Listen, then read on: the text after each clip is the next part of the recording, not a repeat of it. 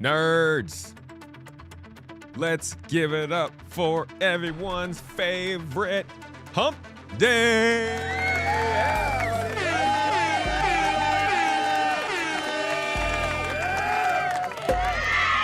Hold up. Okay, we're here. Clap again. Sorry, the camera is doing its. Yeah! It's hump day. Let's f***ing go, bro. Yeah. All right. What's up? Welcome in. Hello. Happy to blow your eardrums out to get us started because we got an exciting day ahead. Yes, we do, my friends. Okay, I don't like this being right here. I'm gonna have to move this around. Editing and stuff. Guys, the Expanse is finally available for us to play here on the stream. Oh boy, I'm excited to play it with you guys. It's pretty fun. It is a new space RPG from the Expanse, obviously an IP that you know. So we're going to be jumping into that later today, and that should be a good time. But first, we've actually got some news to talk about. 4.7.2 is live for Star Citizen with some new missions, blueprints, and stuff. Evocati has seen its, I think it's first or second patch go. I don't even know. I've been very The Expanse minded for the last few days, so I've been not keeping up with what's going on in Star Citizen, so we're going to learn that together. And then we're just going to jump in the game and see what's going on with 4.7.2 because, like, new missions. Yay. And then, like I said, we're going to finish the stream up by taking a look at the Expanse and what it offers for the space RPG lovers out there. So, welcome in. Thank you for coming. Good to see you, my best friends, my good old Toes gang. How you doing today? Pepita, welcome in, buddy. Thank you for that little bit cheer. One bit makes the world go around, dude. Avocado, good to see you in chat, my man. I hope you're doing well. Always a pleasure. Welcome in, dude. Nesville, Maverick, Lurch Lord. The folks, dude. Yes. Love seeing you guys in here. Bassin, Didinsky, welcome in. Radar Echo, good to see you. Jaybird. Elite in Exile. Hello. How you doing? Welcome in. Mr. Lurch. You get two whole hellos, dude. Vastin said, morning to all in the garden. If you step out of the garden into the world and you step in a mound of life poo, just remember this. While it will smell and make funny squishy sounds, dude, as you walk until you click. Why did I start reading this message?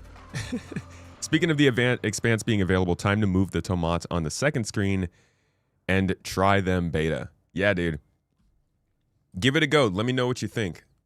I'm going to let you guys get through it first so I don't spoil it for you by starting this stream out with the Expanse. Toes gang or milk gang? We're going to stick primarily to toes around here, okay? I mean, I know that throws some people off when they get in here, but I think it's a lot better than calling each other milk gang. I think we might scare more people off that way. Milking toes gang also does not make it better. No. Dominus Damon. What's up, dude? Klaus. Welcome in. Captain Kaladin. Sketo. Good to see you guys. 07. Closed beta. Yes, indeed. Dougalberg. Closed beta. The garden needs fertilizer. He's not wrong. Yeah, actually, you're not wrong there. We can fertilize with milk, though. When life gives you olives, make olive foil. When life gives you olives... life. Okay. So, first things first. Let's talk about 4.7, yeah? Alpha 4.7 has released to Star Citizen. It is April 22nd, and it hit like 9 a.m. PST. It dropped. It landed. Now, it's not a major update, but it is going to bring you some new things that you might miss if you're not watching every single little bit of news that comes out of the company. So let's look at what's coming up. The Nick system you get what I'm trying to say. New missions and the return of some old favorites are hitting with 4.7.2. 4.7 introduced the new QV breaker stations with rare and remarkable resources for the taking, social space stations, and more in our continuing effort to build our newest star system into the dynamic hub of gameplay activity we envision. That continues with the release of Alpha 4.7, featuring a host of new missions and returning favorites, playable now. Let's see. New blueprints and new ways to get them. Nearly 100 new contracts across 13 different archetypes are now available in the Nyx system, including the return of entry-level favorites like courier and delivery pilot missions that invite any aspiring citizen to explore a career in transport. This is probably going to be what I try today. Are courier missions truly back? Is this finally the way to get back into the game? I certainly hope so. I hope they're running well. We will see that, though, very soon. 100 new contracts is nice, but it's probably not going to get any sort of mention across the community because it's not that big a number anymore. But if we took a short little trip back to like 2 years ago, an update with 100 new contracts in it would be the biggest update of the year. Easy. It's the missions that we got in previous updates might not work as well now. Things might be a little bit iffy. The gameplay might not be that balanced, but genuinely now compared to what we used to get in terms of updates, these updates are popping off, dude. It's a lot of different types of gameplay that actually ties into the game. It's legitimate stuff people can go in and spend time doing and feel like they're progressing in some ways, because not only are you getting a reputation, which doesn't really go very far, but you're getting blueprints, finally. There's like real progression tied to real missions being dropped into the game fairly regularly. It's a good change. It's a good change. It doesn't fix everything, but I like the activity. Additionally, there are going to be many new contracts, including a variety of gameplay opportunities previously unavailable in Nyx, such as ship wave attack and draw out the boss. The big boss, Rick Ross. Joining expanded offerings in cargo recovery, resource gathering, missing persons, bounties, and more. While some offer unique blueprints in return. Blueprints are becoming a thing very quickly, huh? What about the Ironclad? You're gonna have to wait another month for that, I think. That's it, though. Very short, very small.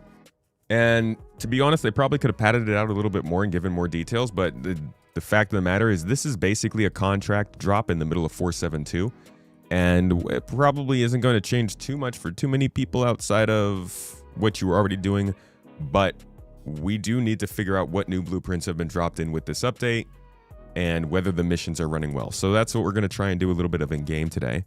Overall, a solid mid-cycle update, and the fact that they're doing updates every 2 weeks right now is what can I say, man? They're making some mistakes. They're making some misses, you know how it is, but they're also they're definitely handing some wins out this year.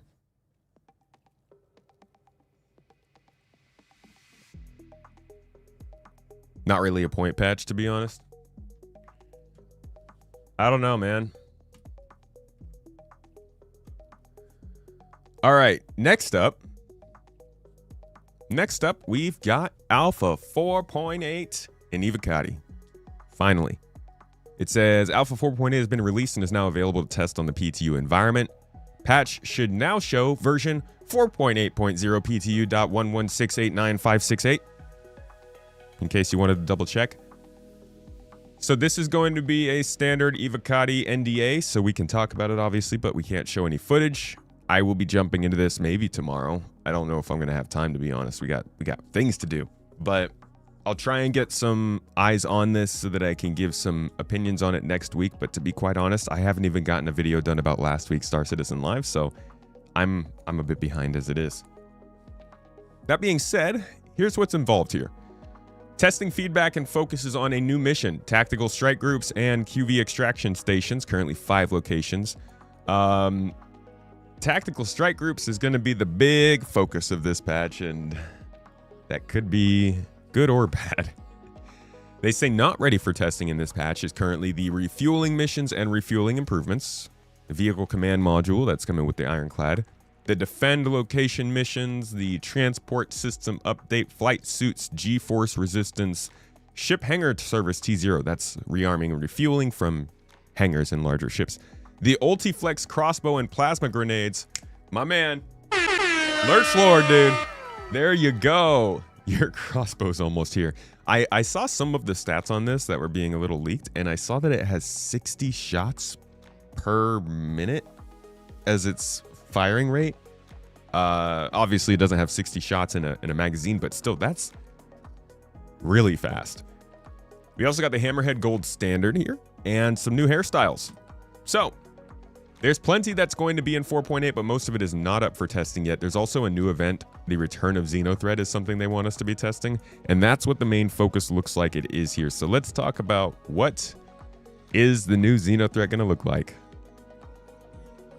XenoThreat has returned to Stanton.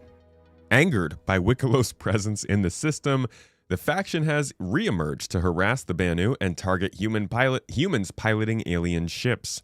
That would be really funny if they actually could systemically target players piloting alien ships.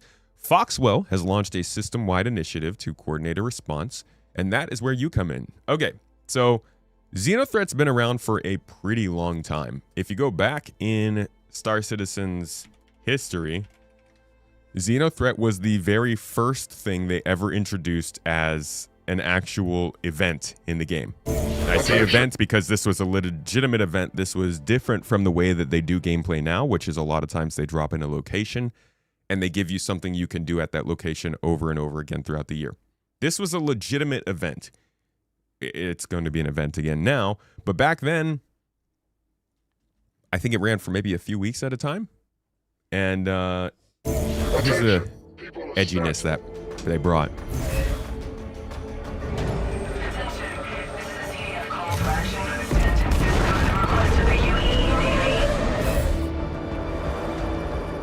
We are the ones in charge.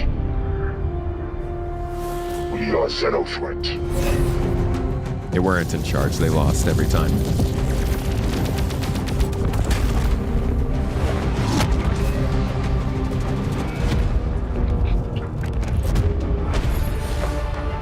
This was, I think for a lot of people, this was like the first time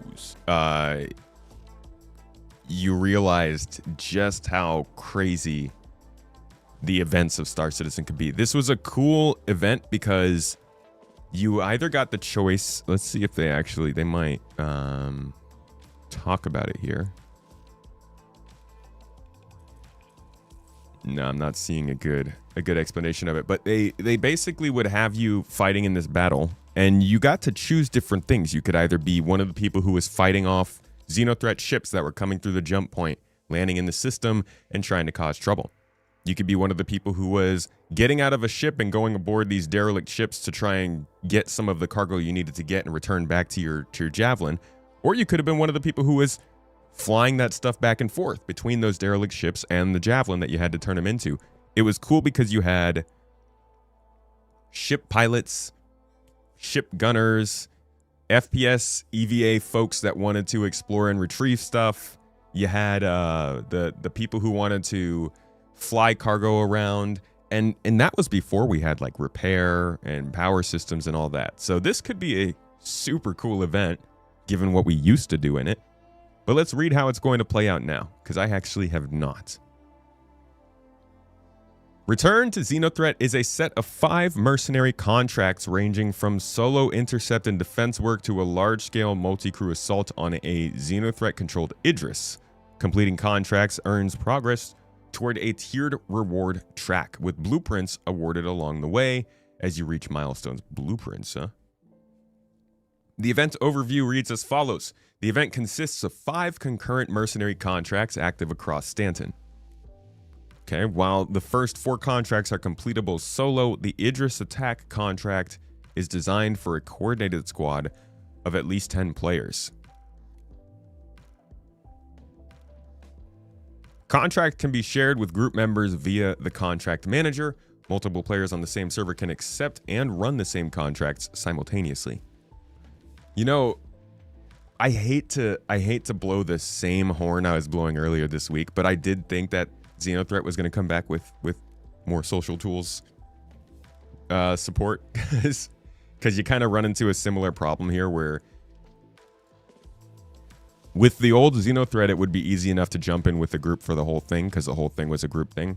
But if you're doing the first 4 contracts solo and the 5th one is in a group, that means that you're going to have to basically run your 4 contracts and then go and find a group, which naturally won't be easy to do because you're in the game flying around in a solo ship without people presumably already around you. So we'll see how it goes. Interesting that they're doing the 4 contracts beforehand, and I'm wondering if that 5th one is going to be all of what XenoThreat used to be. Key mechanics they've got listed here. Completing any contract earns progress on a unified reward track shared across all event missions. The Idris attack contract carries a 3-hour cooldown after completion. Is that for the whole server, I guess? I wonder if that's for the whole shard. All other contracts, like the ship wave attack, ship ambush, defend ship, draw out boss, have no cooldown and can be repeated throughout the event. There are journal entries to track overall mission progress and updates as objectives are completed. So, interesting. I gotta see how this actually plays out. This doesn't necessarily say that that last mission is Idris attack contracts designed for a coordinated squad. Yeah, has anybody played this by any chance?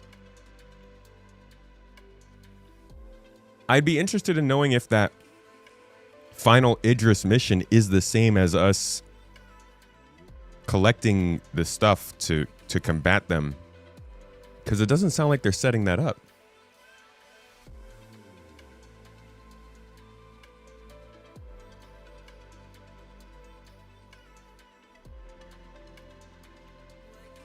That's my biggest question. Is this actually XenoThreat, or is this just a bunch of waves and then Idris as a boss?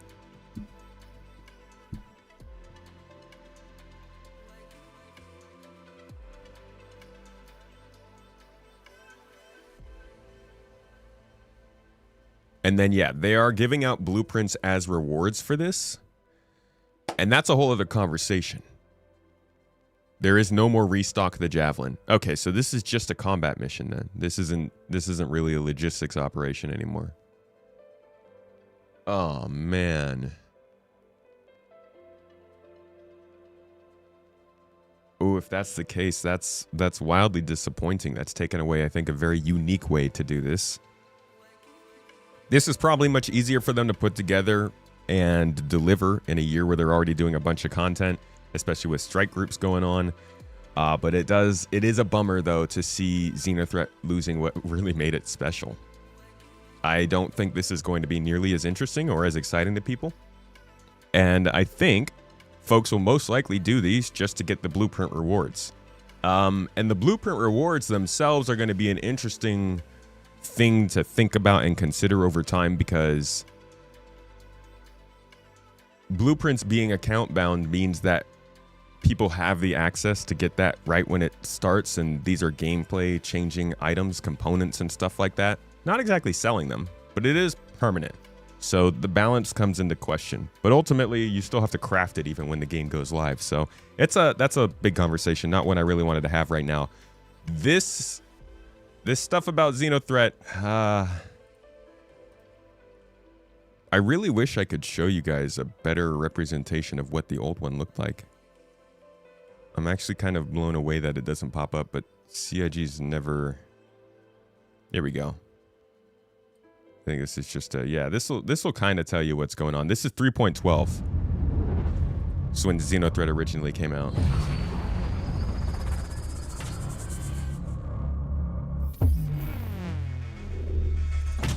Oh, this is how the patch trailers used to be, by the way.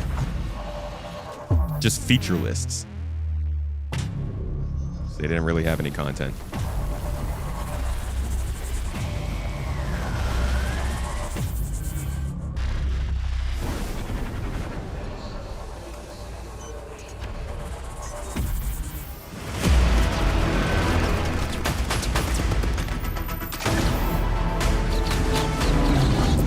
There it is. Oh, this is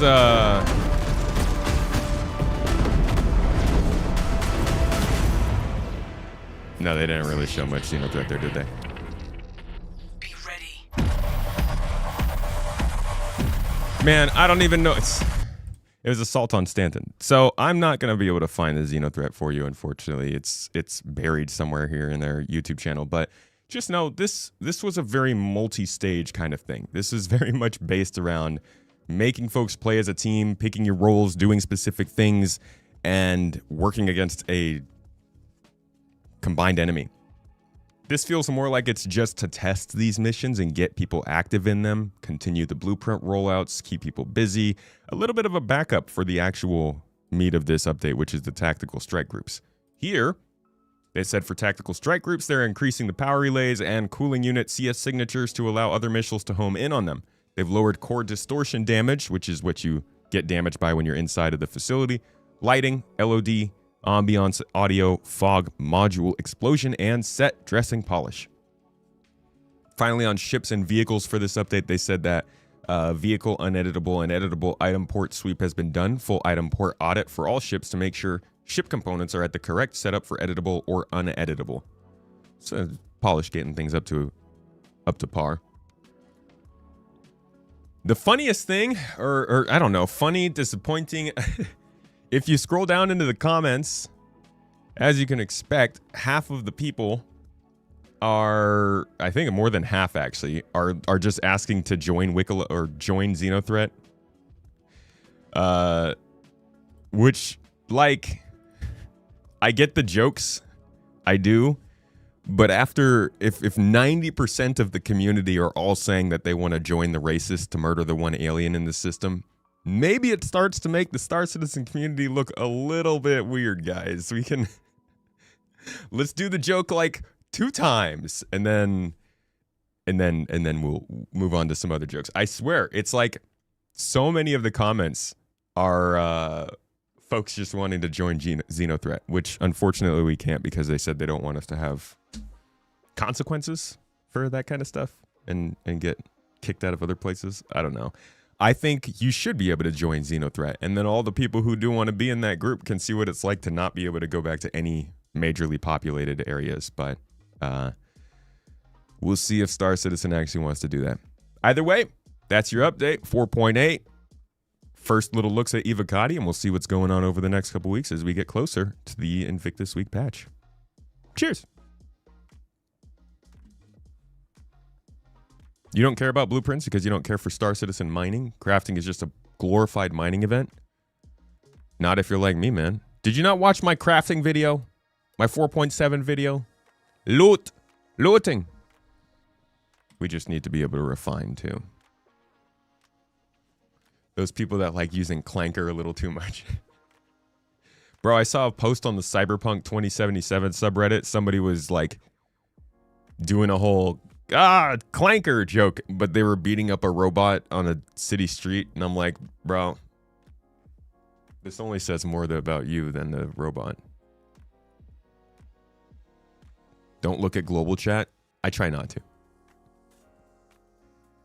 What's up, student of Con? You are live, my friend. Welcome in. Missed a lot of welcomes and hellos. Mr. Alex Blah Blah is here. Luna Maria, good to see you. See a lot of Expanse buzz online. Yeah, the closed beta is finally open. Well, okay. The closed beta is released. So we can talk about it, look at it, play it, all that jazz. If you guys haven't seen it, I released my own video on it on the main channel. Give it a check out. Consider sharing it with people that you know who might like the Expanse. I put a lot of time and effort into this video. This is one of the first times the company has reached out to me to play a game before it's gone public, to give me a chance to give my own thoughts on it and share it with our community. And so far, it's bombing. So if you could do a little sharing, pass it around to folks. The only way these videos go around is if people actually click on them, and every click helps. Thank you. The first XenoThreat supported multi-crew Lone Wolves General Co-op PvP. The new one will be multiplayer only. Yeah.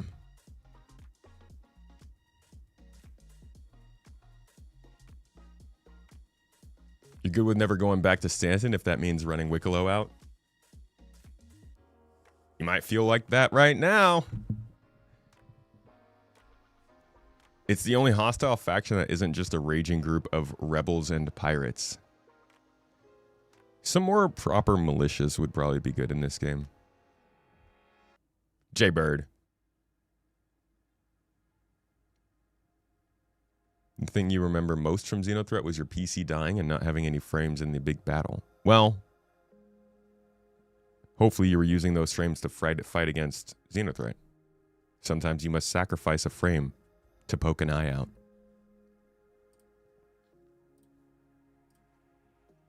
All right, let's see how this update's actually doing. Locking us out from content is BS. They just don't want to make a whole bunch of separate content for people who join the dark side.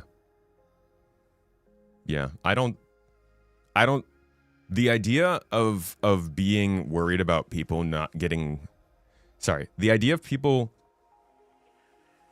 of stopping doing that because you don't want people to have consequences for their choices is one of the most disappointing things I've ever heard. Because, like, you can go and play a game like Star Wars Outlaws, which does have a reputation system, which does lock you out of content. And it's not a big deal. It doesn't really... It's like, oh, my choices. Okay. Let me learn and change. I don't get why that's a pausing point.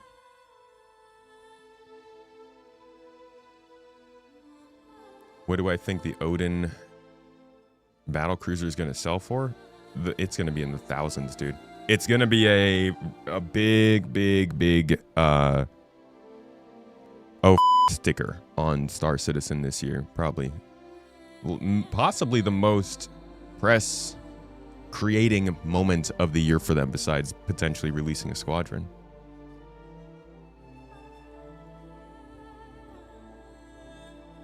Join the People's Alliance. They're anti-UEE and civilized. That's a rebel group. Yeah, but they're not as militarized, I think, as some people want. Some people want to see like that group that's really trying to stand up to the UEE. Your husband and you used Reclaimer for XenoThreat? My man Dutch used to use the Reclaimer for bounty hunting. Versatile ship. Okay, so this is my first time playing Star Citizen with the Corsair, the keyboard I got, the Galleon. And as of right now, I don't think you can see it from where you are. You cannot. You know what I need to do?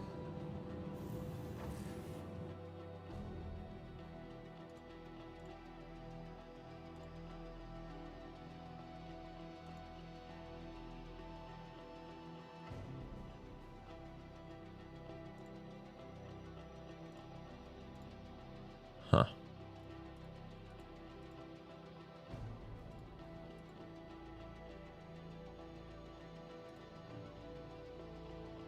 Well, I was hoping...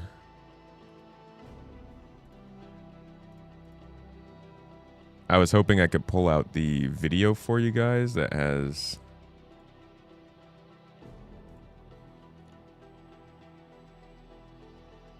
I have a camera up here that's pointed straight down, and I was hoping that could give you visibility of the keyboard, but it's not turning on. Hey! Hey! All right, sorry. Not going to be able to do it, but you can see the effects, at least, of the keyboard. Right now, I am using my first attempted setup for Star Citizen, which was actually a free plugin made by another Star Citizen community member. I can grab the name for you if anybody is interested in that or needs to find it.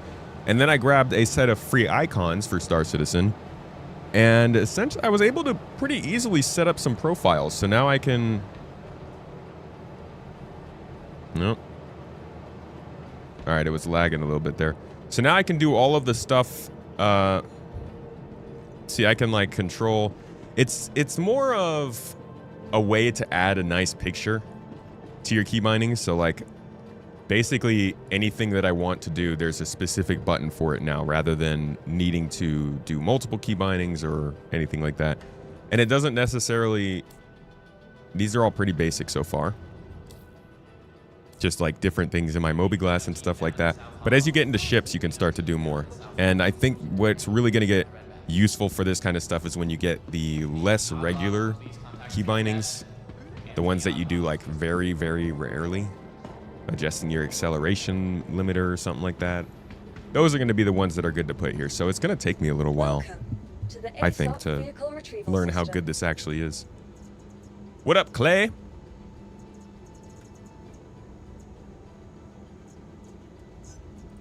Let's do the Cuddy Black. Actually, no, I'm going to do the C1 Spirit because we're going to be going around Nyx. You know Nyx is going to be demanding a whole bunch of us. Alt K. Yeah, things like VTOL, stuff like that, single button right here. The nice part is you can actually set this thing up so that it updates the buttons that you're looking at.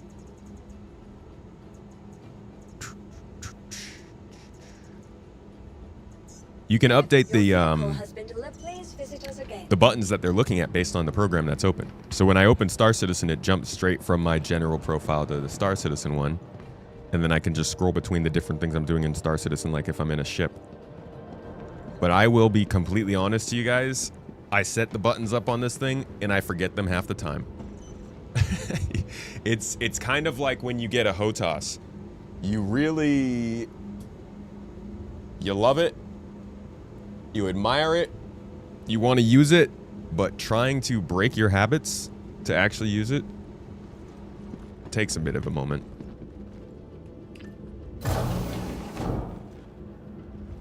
You just finished setting that up on your Deck Plus? How's that working for you? Yeah, we're going to try out the new missions in 4.7. That's your problem? You always forget key bindings? Well, that's the nice part about this. You can set a picture to the key binding. So you don't have to remember Alt plus K. I literally have a button here that says VTOL.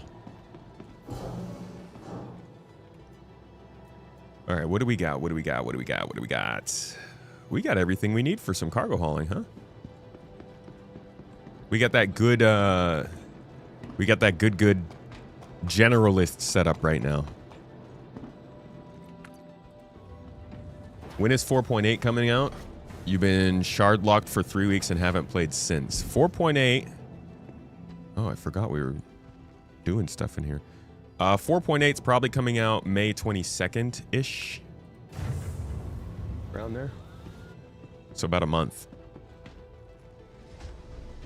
Hydration warning in-game and in real life. Ooh, good reminder. I have some tea I need to go get.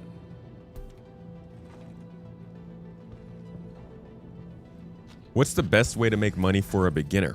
You've been doing a lot more beginner mining, trying to build to get bigger ships so you can do some of the bigger mining jobs, but it's extremely boring. Any ideas? Well, if you don't want to get... I mean, the best ways to make money are actually kind of boring for your average player. Salvage is the big one. Cargo hauling is another big one. Generally, if you can just get yourself up to some higher level missions, you'll make pretty good money doing those two things. Oh,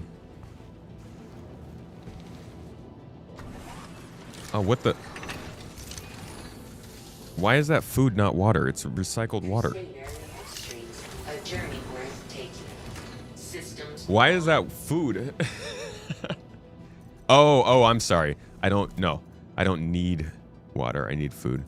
Well, that's unfortunate because I don't have any food. What is this? Can I drink this? Rust? It's dehydrating. Cognitive impairment. Rumored to be so potent that it could be used to strip rust off of ship components. What is it supposed to be? Like alcohol? God dang it. We'll get food wherever we're going. We don't have time for all this nonsense. Eating and stuff.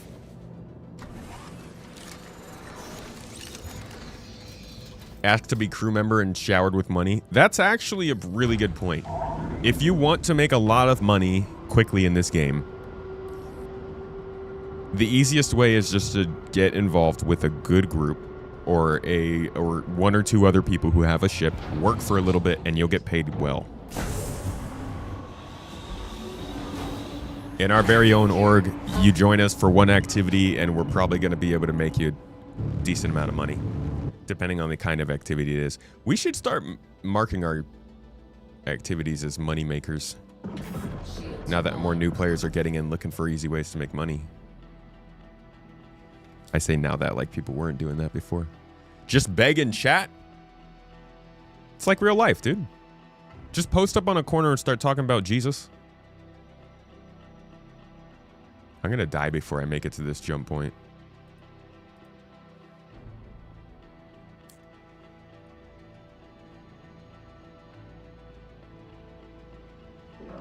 Shields off.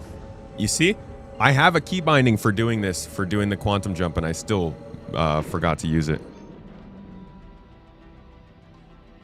Quantum travel engaged. Have they fixed controller mappings yet, or does it still randomly change the IDs where you have to remap or ID swap? I don't know. I haven't been using a controller too much with Star Citizen lately.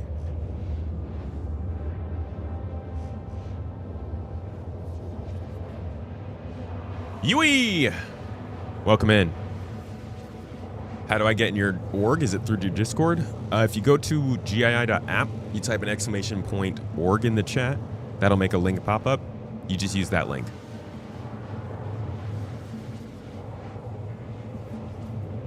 You've worked long and hard for about 20 million. You're sitting on XP. Feel free to laugh. For the 20 million you're sitting on. XP is a smiley face. That's, honestly, that's valiant. I don't think I've legitimately earned 20 million credits in this game yet. No, that's not true. I probably have. I think I've earned like 40 to 60 million. Definitely not multiple billions, though. Kind of ridiculous. Don't think I'll ever be that rich in this game. At least not until we start our, our garden trade. Wink, wink. You know, being the garden and all. We got crops to trade, right? Medicines to trade. Wink. Wink! I'm gonna hurt my eye if I wink any harder. Based on things Benoit has said in the past, with instancing being the first step from static to dynamic, are you mistaken in thinking that some form of quasi-dynamic server meshing would be included in this instancing tech preview? Is there an instancing tech preview going on? That's news to me. Did I miss something?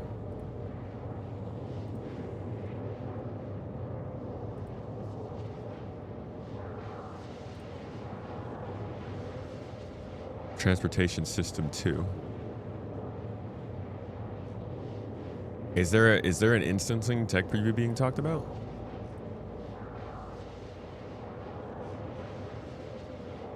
Can this run on a GTX 3050? What is a 3050? Is that RTX?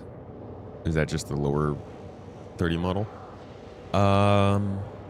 You're gonna need a good CPU.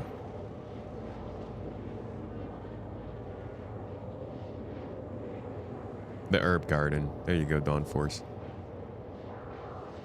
Abdi! My man Abdi in the chat. Folks, kids, come on. There you go. Love that man. Force yourself to use these sticks every time you fly for 2 weeks with a button guide in front of you, and you'll kick the no HOTAS, no HOSAS habit. Dude, as soon as I get them mounted, I'll be all over it. Oh, it's a laptop GPU. It'll run the game. It'll turn on. It'll run. But yeah, what kind of CPU are you working on? This Week in Star... Oh, that's right. I missed This Week in Star Citizen because it posted really late. I can't believe I missed that news. I didn't see it anywhere.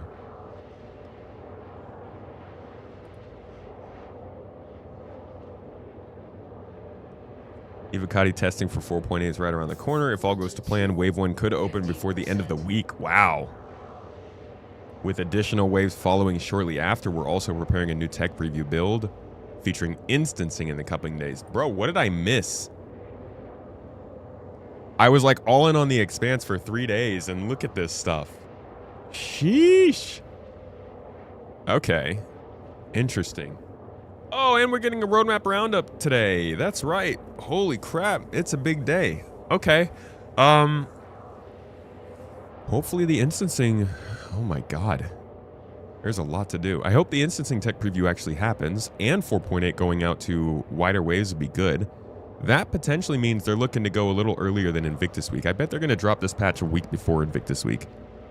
Or so. The way that they're talking about it all is really weird too, because they keep talking about the Drake Defense Con and not Invictus Week, so we'll see what's going on there.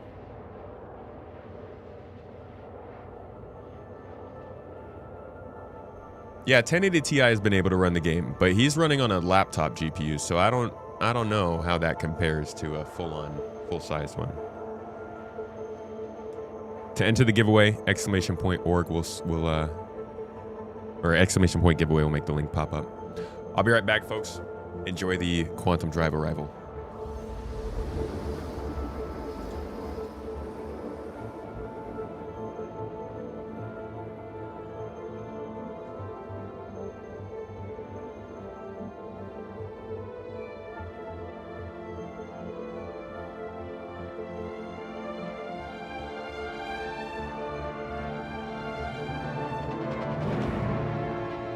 Quantum travel complete.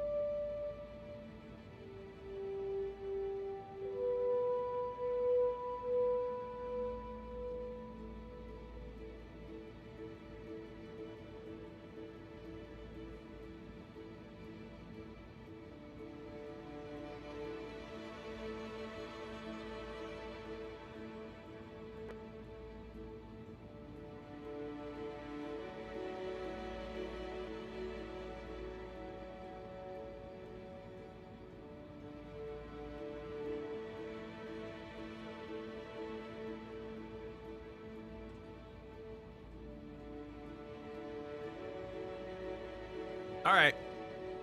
What? Oh, we're spinning. Jesus, have we been spinning this whole time? Who did that? Who set us up?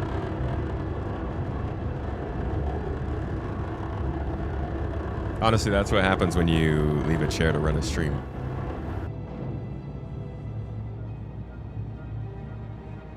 You do want to know if they're going to show anything new at the convention this weekend?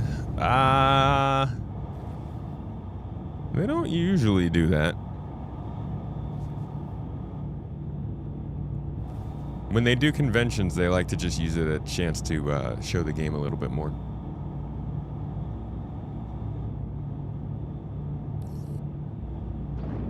This is what happens when you give Jesus the wheel, dude. He's like, hey, bro.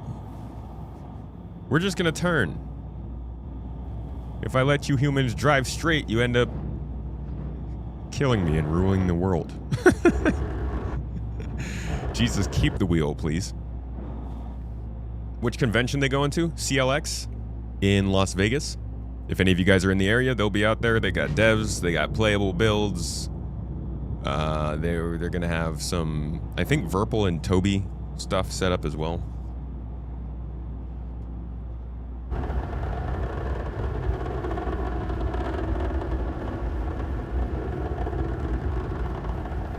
You're right. They haven't been doing the usual lately. They've been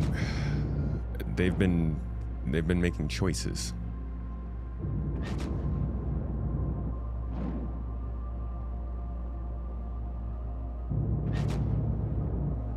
Jesus was a carpenter. What does he know about space travel? Listen, man. The fundamentals of building a wooden desk are the same as the fundamentals of moving a spaceship across a star system, okay? You just keep pushing and pushing and pushing and eventually succeed. Don't take that to heart, please.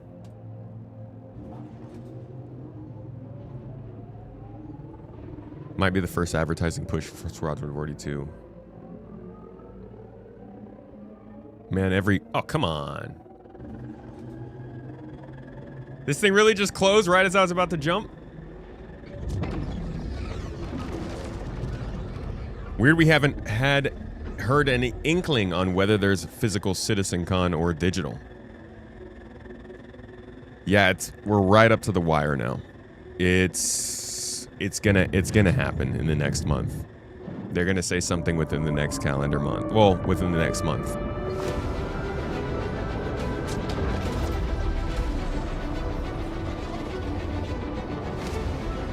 Ew, bro.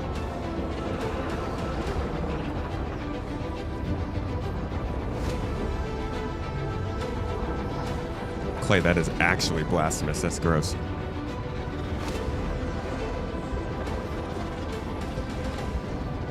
You'd buy a collector's box for Squadron? I would too, you know? I already own the game, but I think at this point, I want to hold a piece of history. Is the worst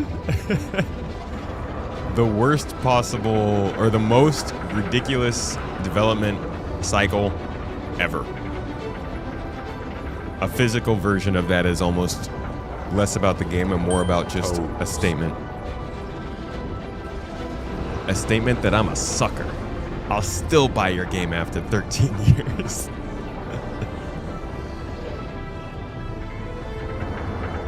Definitely going digital. Yeah, I don't even think we're going to have a proper CitizenCon this year.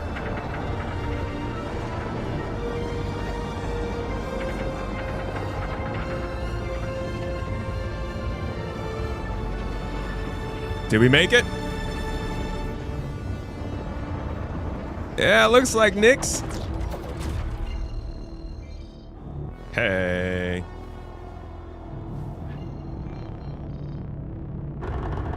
All right, now we'll settle in at this space station and see what our first courier missions are going to be. What would a collector's edition contain?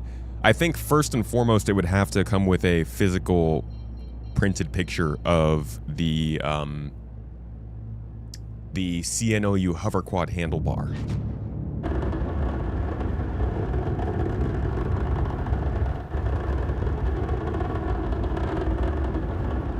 Also, I want a really cheesy picture from Chris talking with his hands, but signed.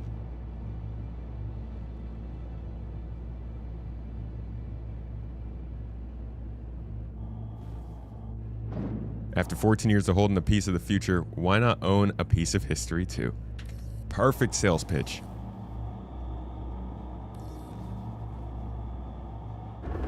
And then the Crusader lady will come in and be like, Star Citizen's development cycle, a journey worth taking.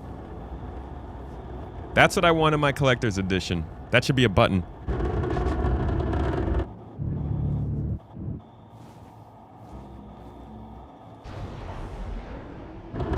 Skirt! Stop. Landing gear down.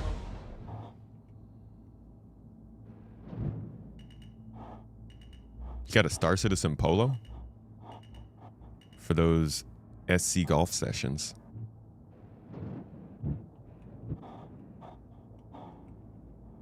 Treasure train started my man K-Port.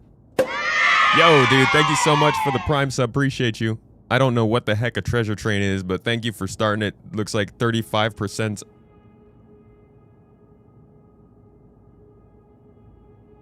Save 35% on 5 or more gift subs. Wait, what? Did you actually start that? Or is that something else? Colt, thank you for the bits, dude. Passing them to the chair, of course, but thank you nonetheless. All right, let's get some food. Let's set our spawn and grab our first mission. How's the new sticks working out? I still don't have the mountain. Still waiting for the mounts to arrive.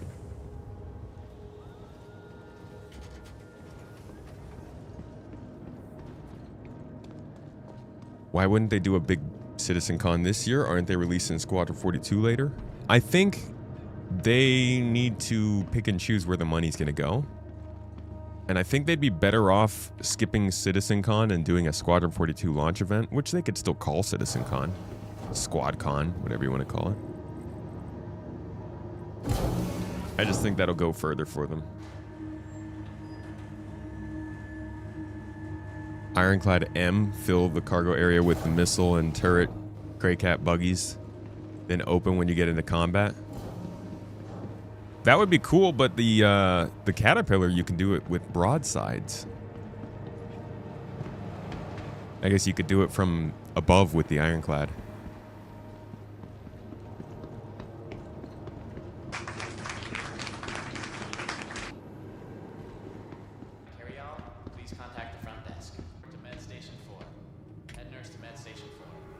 Mr. Colt! Thanks for the bits, dude. Here's some bits for you, just so you don't have to be jealous of the chair. I'm always jealous of the chair. Got you worried? Forget that. What is there not to be jealous about? He gets sat on all day.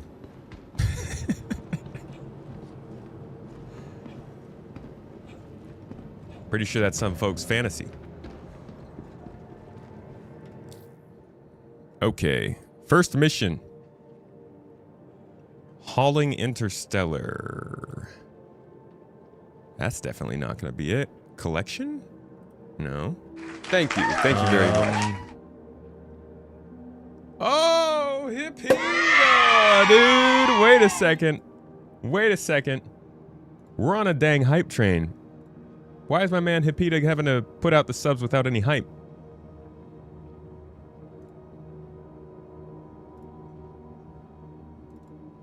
There it is.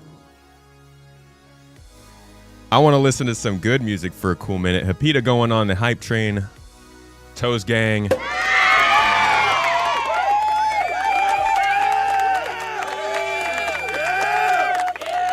Sorry, this takes a while. I'll go as fast as I can.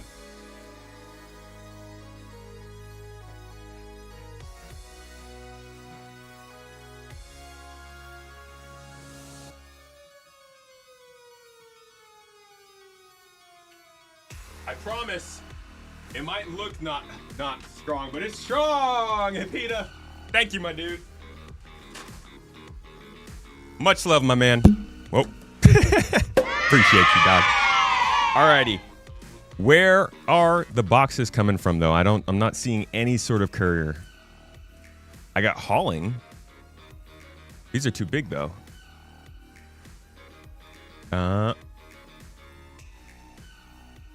Need resources for research. This is all collection. I mean, maybe it's this. Maybe this is what they're talking about. Small collection missions. But even these are really big. That's going to Wicklow. Sunset berries. No, this is to find stuff. Start a fan mail so we can get you a better whiteboard. It's not the whiteboard. It's the markers.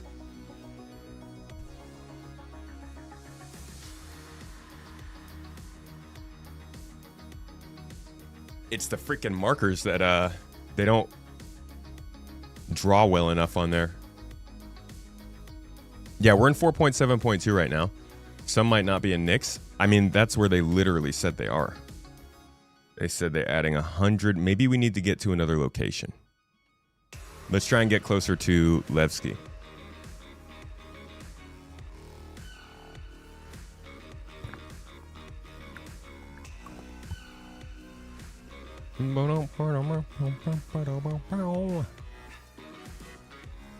Drink. Drink, my brother. Do you get Do you get food from soda? Is that a thing? No, you don't. You get no food from soda. It's just like real life. Bullshit! You have any pizza? Ah, you got burritos. Cool. The notes say summer in Pyro and Stanton. The one-line teaser was vague. Well, why'd they send me to Nick's then? Just fly back to Stanton now?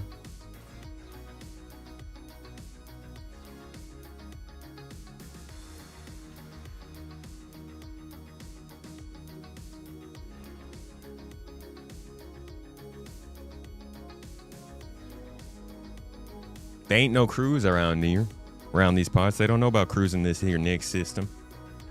Let's get back into our ship, though, and fly around a little bit.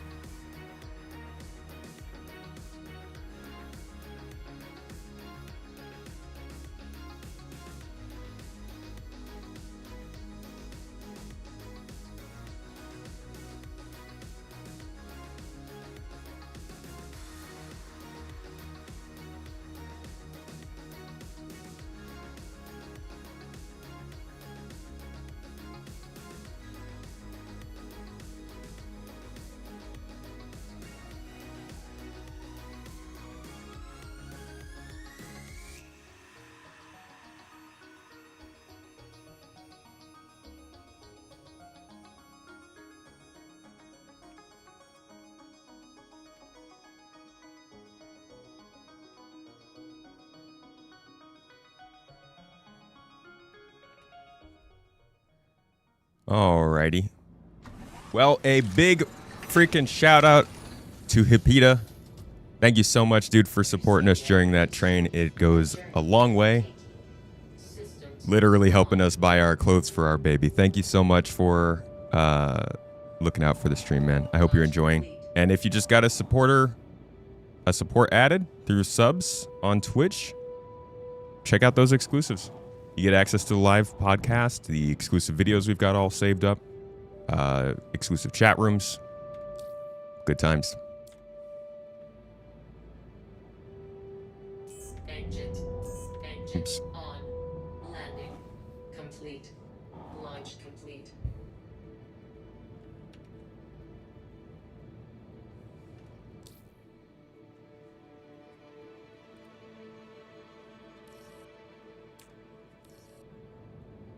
The spirit is haunting you. For some reason, it keeps coming up. You're an Asgard pilot, but you do need to own but do you need to own a spirit?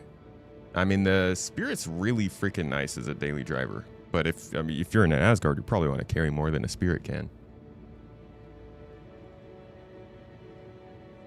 Gonna need a big hype train for the college fund. I think we need to do more on screen for the hype trains. They're not very hype, are they?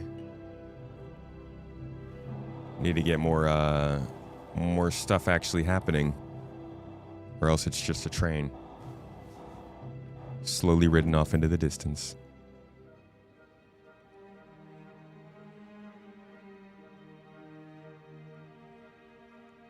All right, I'll make a jump to Levski and see if anything shows up once we get closer to there, and then if not, we'll just go back to Stanton.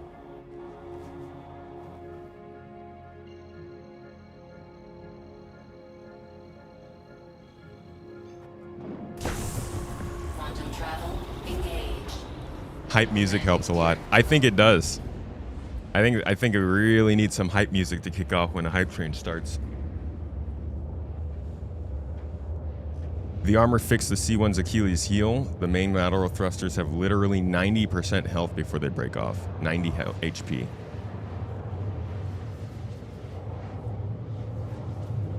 I mean, they had to do that because they didn't know how else to balance the best ship in the game, you know? What are you gonna do?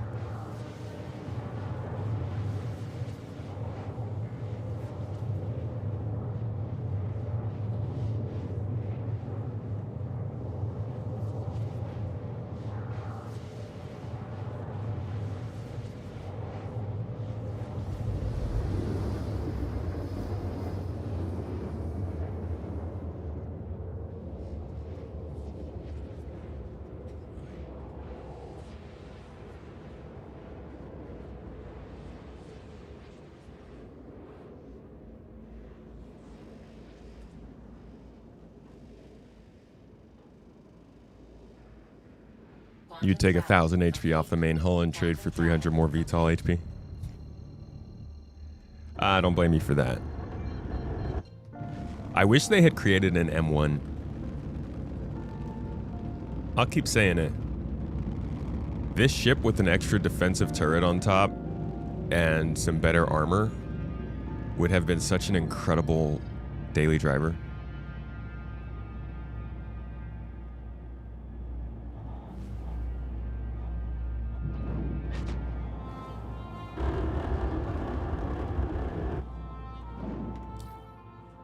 All right, let's see what they've got.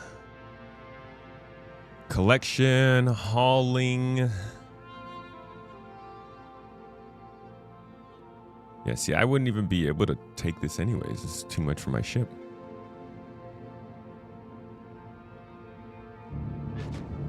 A railgun on top. Yeah, how about we just put the Idris railgun on top of the C1 and call it a day?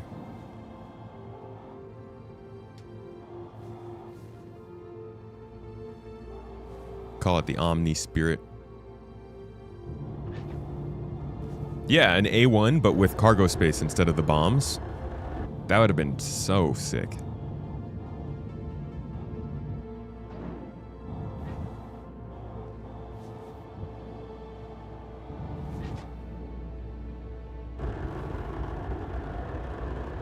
Hello, Levski.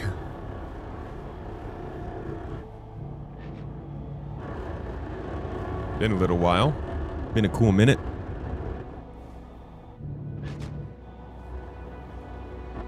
Question is, though, what do you have for us? Because I'm still not seeing any courier missions popping up. We got collection, hauling, salvage, mercenary. I might be doing something wrong here. But this is not a good first look after their update said that they added 100 new contracts in here.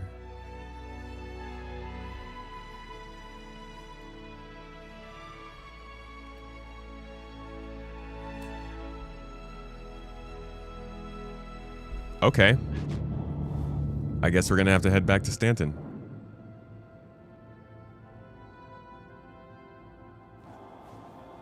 Bottom of Merc?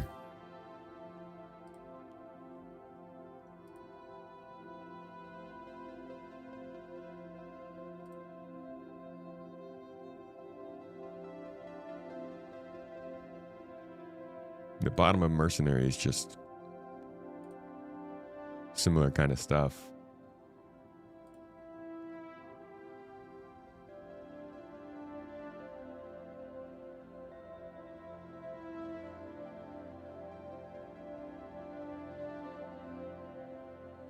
A lot of ship combat.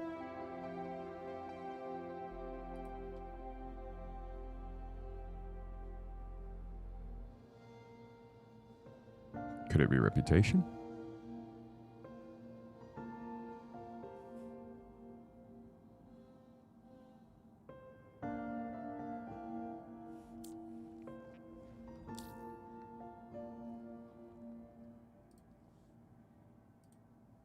No, I'm an ally.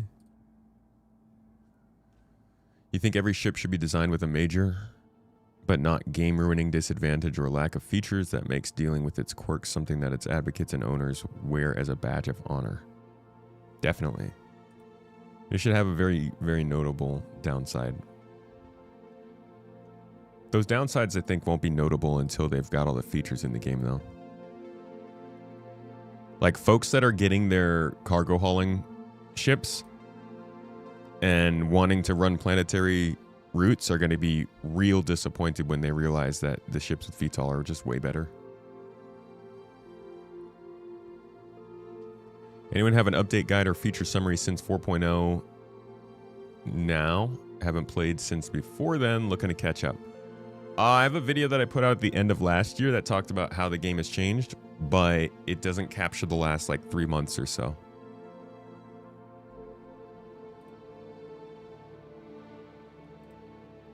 Hauling. Yeah, it's interesting that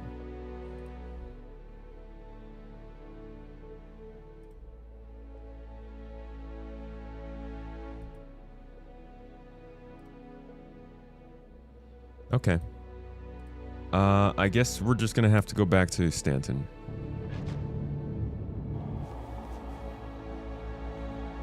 That's too bad.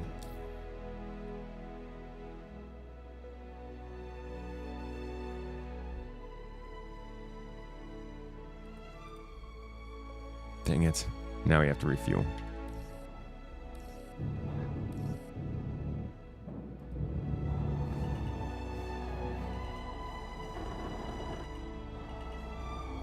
Jesus, how did I get so much thrust just now?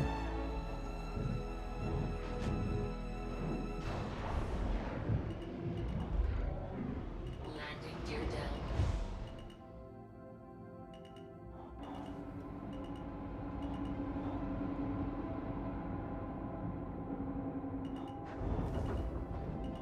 Landing complete.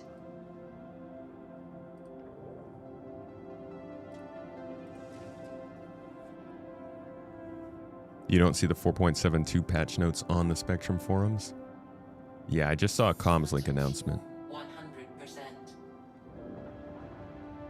You couldn't complete any initial mercenary combat missions yesterday. You'd stop sending enemies. Oh, it would stop sending enemies? I mean, you can't kill all enemies if there are no enemies there to kill.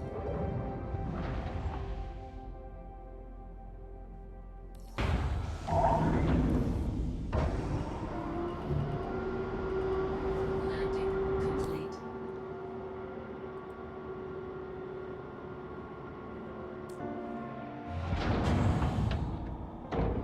Systems off.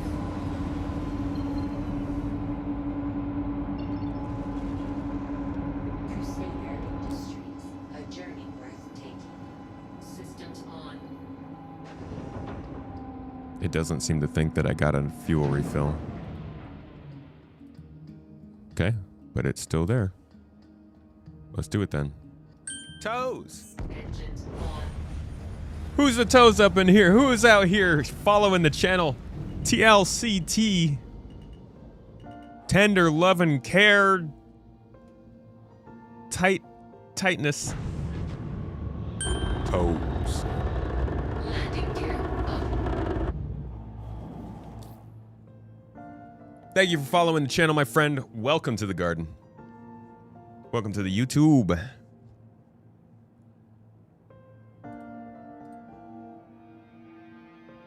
Thank you. Thank you very much. Oh, come on. Let me just jump, dude.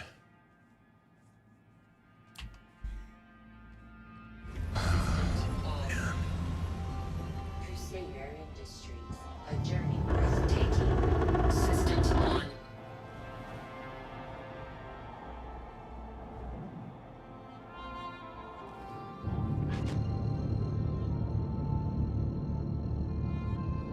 Screaming Ronin, thank you so much for priming with your sub and subbing with your prime, supporting the channel and following the channel. Just in case you didn't know, by following and by getting a sub, you got extra points that'll give you extra entries into our giveaway. You also actually get extra entries just by doing that. But if you type an exclamation point giveaway, we are giving away a Hull B cargo hauler. In my opinion, the quintessential Star Trucker vehicle in the game. And you can get some entries just by doing what you already done, and then also redeem your points here on Twitch to get some more entries into that. Thanks so much. And Habita, thank you as well for gifting out a sub to Corbin Jones. I appreciate you guys. It really means a lot and goes a long way. How are we 20 years into development and we still have to fight the refuel bug? The pain, dude.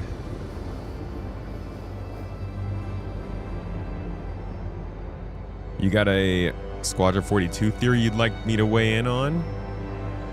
If now is the time and place, feel free to type out your theory, my friend.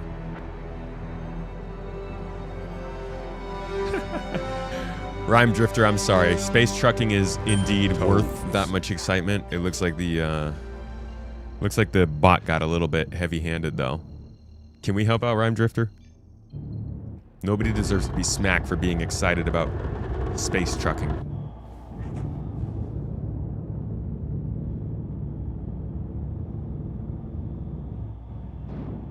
That's a Milky Man, he says. Good God. The Black Kid. There's a name. I'm glad that one was available for somebody. Thank you for your tier 1 sub, dude. I appreciate you. And Skrits the cat. Skrits or Skirts? Honestly, Skirts the cat sounds like a lot of fun, but I'll take Skrits too. Thank you guys both for the support out here. It goes a long way, and please, please, please do get in your exclusives. You guys get access to our talking chat room with all the supporters, where we look at the most ridiculous, unhinged comments that come through the YouTube videos and try to make sense of them. It's actually a pretty funny time. I cut out the names, so it's not like we're shaming folks, but we get some crazy comments that are gather around the campfireable too. But you also get the exclusive videos we put out every month, as well as live podcasts. Just want to tell you, your editing of your vids is so damn good. Thank you, Netsky. Good to see you, by the way. How have you been?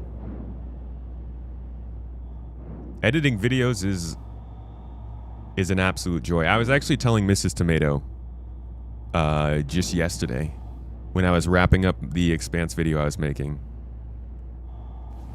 I had to stop her and tell her, I was like, I never really thought about being a YouTuber when I was younger. It wasn't something that I expected to do ever. And so getting to make a video about the Expanse is like kind of, I guess, a secret dream that the child me had. It's like covering the new space RPG. Getting to do a little like exclusive video for it, for the company that's putting it out, and talk about what I think about it was like, that's like the peak of where I wanted to be YouTube wise. I'm good now. I can die happy. I mean, I'd like to, you know, provide for my wife and kid first, but very exciting, very freaking grateful to be able to do that.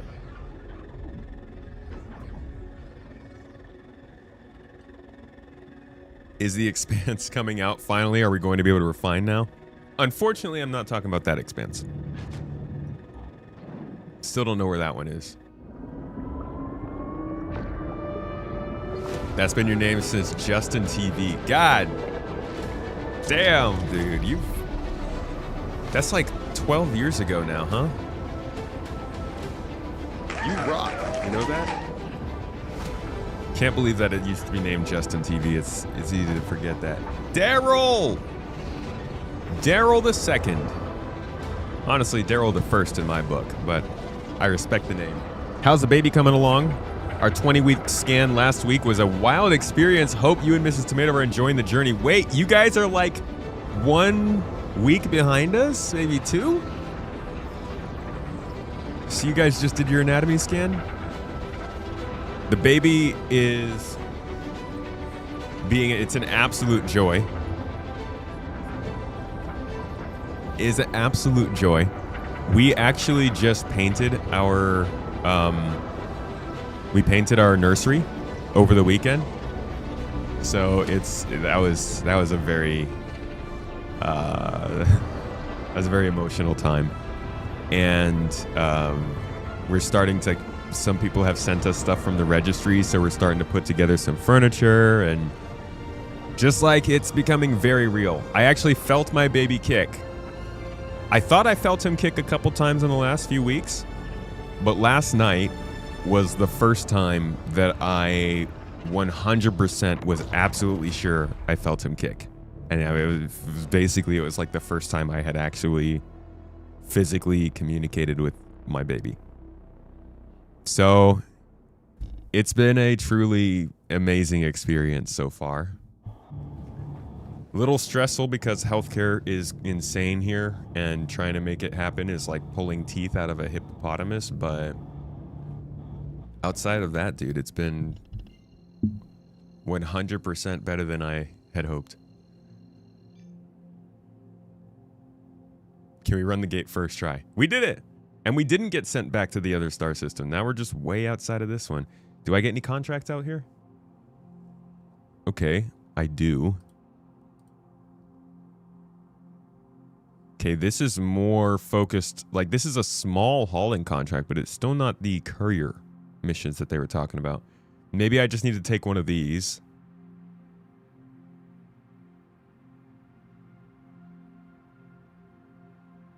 Wait, they want me to go to an OLP? Hold on, this isn't even an interstellar mission, and they have me going from a Hathor OLP to a freaking outpost in Pyro. This is like a super dangerous route. Why is this? Why am I being assigned to this? Oh my gosh. Okay. Well, Daryl, thank you so much for the super chat, dude, and for checking in on us and the kid. Means a lot. And I hope it's going well for you guys too. Being a dad's your favorite job ever, Brohim? Literally the greatest. I'm so pumped.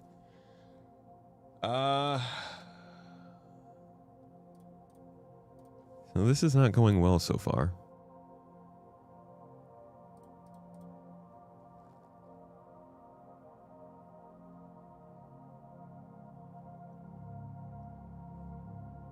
Okay, interstellar hauling that we've got a couple, but these are all big. These are huge. Dude, this is so weird.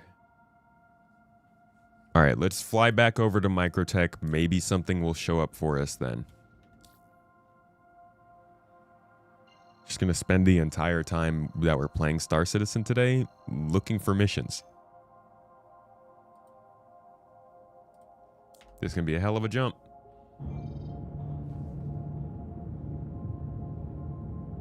So if you enjoy learning more about what quantum travel looks like in Star Citizen, I hope you've been enjoying this stream, because that's what we're here for. So this is the quantum travel showcase, baby. Quantum travel engaged. You're not getting Courier in Stanton either on your server, with the exception of the ones in the Mercenary tab. So is it possible that they just straight up did not actually get these missions into the game, but they said they did? Or I wish we could. What do we have to do to get a CIG dev in the chat to come and answer questions? Because I feel like I don't want to be the person who's sitting here being like, okay, so they just didn't do this, but at the same time, I can't find it. And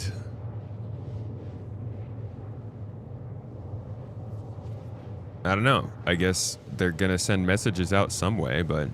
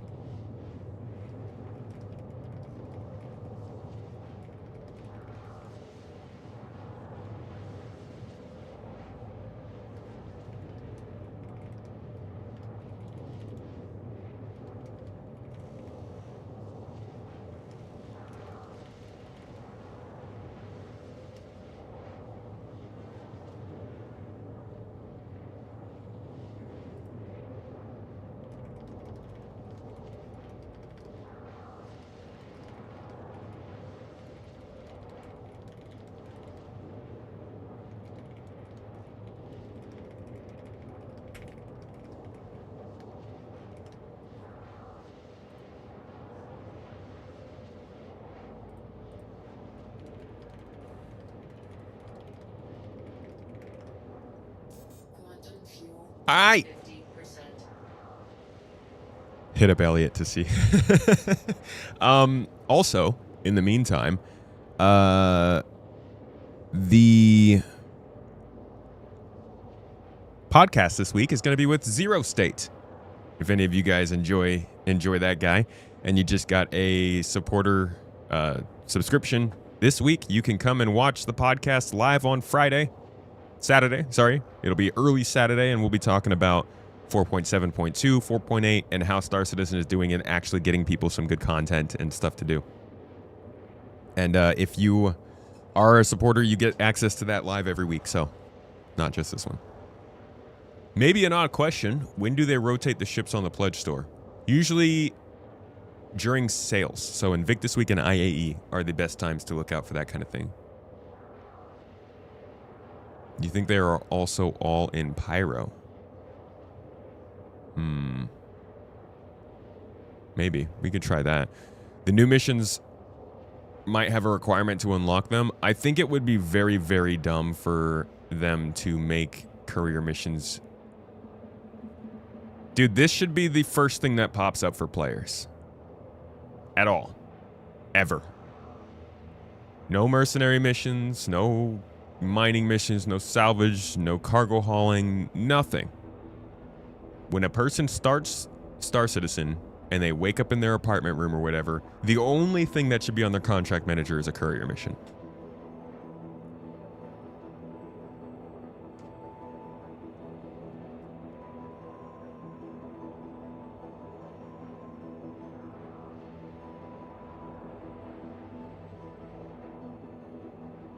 Feeling the first kick is so exciting. There are so many firsts to look forward to. I was excited when I had my son for all those firsts. I'm not gonna lie, I thought you said I was excited when I had my son for all those farts. And I was like, that's fair. There's also first farts. Your friend then said to you, just wait till they ask you for help with homework.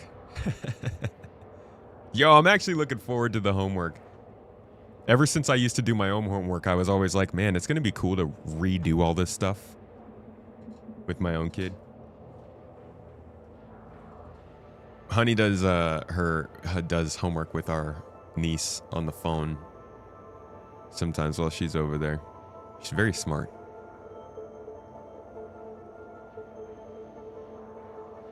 Invictus Week this year is probably going to be May 22nd-ish, 23rd, sometimes around there. Accelerator, what's up? Good day to you. Welcome in.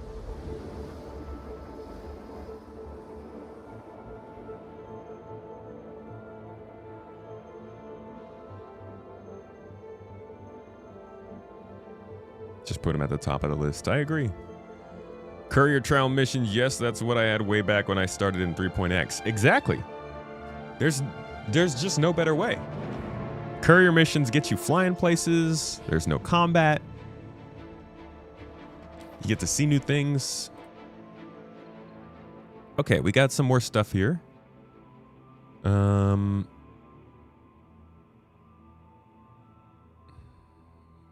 Dude. Okay. Here we go. This is a delivery. So this is the 6SU that they talked about. And this is also a delivery. Okay, we've gotten the smaller ones now. It seems like this happened because we got closer to Microtech, but still, this is Interstellar. They really need to figure out what the difference between Interstellar and not Interstellar is. Watch, they're going to have like the intrastellar missions now on this menu. All right, let's go ahead and take this hauling mission here. It's just a little bit of quartz from the spaceport up to Tressler. That is exactly the kind of thing that we're looking for. It's not one box. It's a few more. But let's run it and see how it does. It's a short one going from the city up to the orbital space station. So this is literally what I think CIG needs to do straight from the go. When somebody loads into the game, they should be able to open their contract manager and basically just see this. Just a courier mission up here, you click on it, it's available to you. If you don't take it and you fly up into orbit, then you get more missions available to you. But a mission from the city or into the space station in orbit, in my opinion, is the #1 safest way to introduce someone to this game. You want your crossbow, your Expanse, your ironclad, and then $10 million, 4 months vacation followed by early retirement. Why get the vacation? Just retire. You imagine going on a vacation and coming back from the vacation and being like, hey guys, glad to be back. Think I'm gonna retire now. Just wanted to drop by and let you know.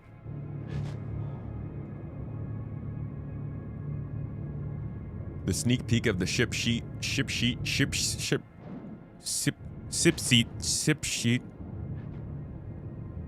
The sneak peek cannot be the ironclad too clean you believe it's the new refueling ship. Rumor has it the new refueling ship could potentially be coming from Misky Boy.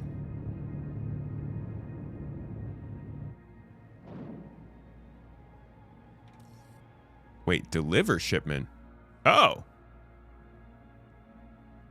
Well, that's backwards. Here we are. One space, as promised. Sorry, nope, you don't. You can go ahead and give that to somebody else. I read that wrong. I think it should be the other way around, but okay, we can do this.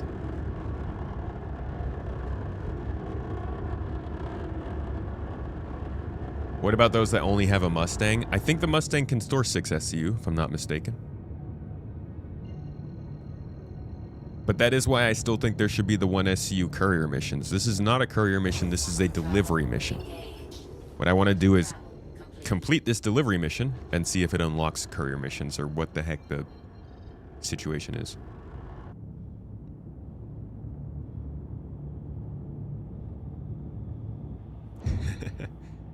Everyone was shaming you for your vacation request, Lurch. The Omega can't store 6. Well, I mean, if you're gonna be Omega, man, only the Alpha can really store all the boxes. That's what makes you the Alpha amongst all of the Betas and the Omegas. I feel like Omega actually sounds pretty cool, though. I wouldn't mind be calling an Omega. I didn't see the courier missions in Nyx. That's why we came back to Stanton.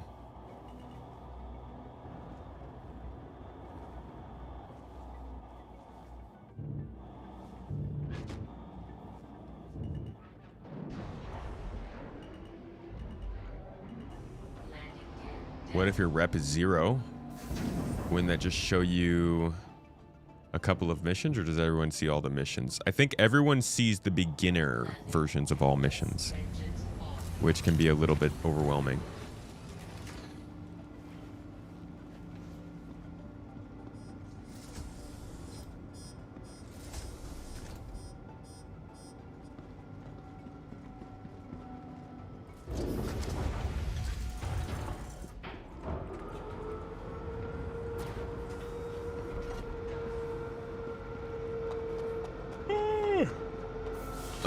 Okay, hopefully we can just collect these from the freight elevator, right?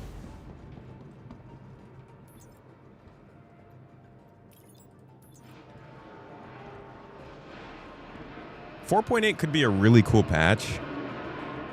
And in my head, I'm just like I'm trying to figure out how to write about it. Because it's got a lot of cool stuff going for it, but at the same time, the lack of the social tools is just such a pain point, such a stickler.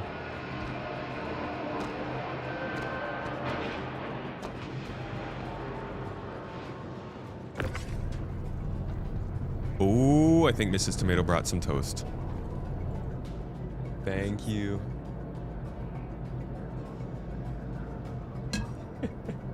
The exchange. Sorry? She calls this my sippy cup. It's my tea mug, thank you.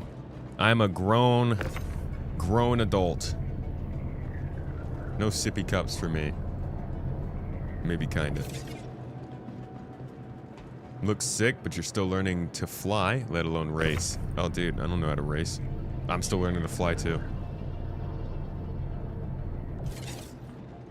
Thank you. Is there rep attached to the strike groups? I don't know. Possibly. It's Hawkrow mission, so it's a good chance.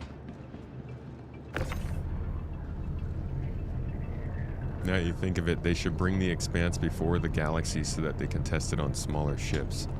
Yeah, you would hope so, but chances are they're not going to bring refining to either of those ships first. They're just going to release a new refining ship.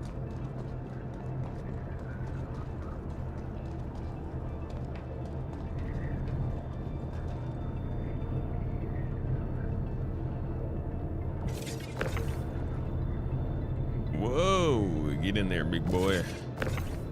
Gonna get that quartz. That zero quality quartz. Somebody's gonna get a mighty fine ring made out of this and be like, why in the world does this look like plastic? But I mean, at least you're not buying from Hurston. It's just kind of funny to think that New Babbage, of all places, is exporting a mineral up to a space station in a 6 SCU order. We good? We good. Super organized in here.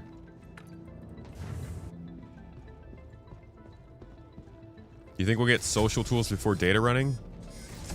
Yes. I hope.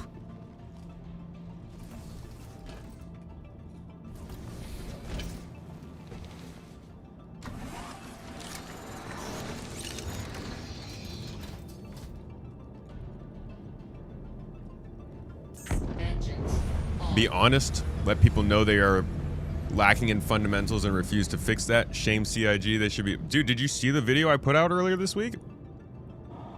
Launch complete. I'm not necessarily saying I can't say the stuff that's bad. Landing gear up. But writing a YouTube video is not as simple as just listing the stuff out in the YouTube video. There's so much psychology that goes into writing a YouTube video. It's stupid. And for a long time, I really didn't care too much about it. I just kind of wrote to write. But no, it's you got to be real careful about just about every sentence that goes into a video. And so, not in the sense of whether it's positive or negative. I promise you, negativity is easy enough, dude. I've got plenty to say about it. It's more about being able to coherently drive the people through a narrative to the point where they're interested in listening to that information, but they don't really want to click out of it because it's just a rant or just information. When there are 20 videos going out on the same day telling people the exact same thing, it's hard to answer why should anybody watch mine.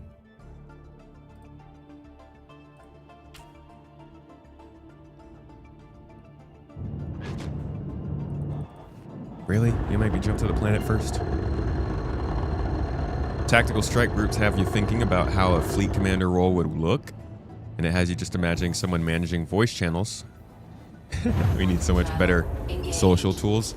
We kind of have a fleet commander role within our org where somebody is on the bridge of our lead ship that kind of sits back and commands the overall battle. They're not really focused on flying the ship or engaging enemies. They're just kind of trying to get an idea of what's going on and where people should move.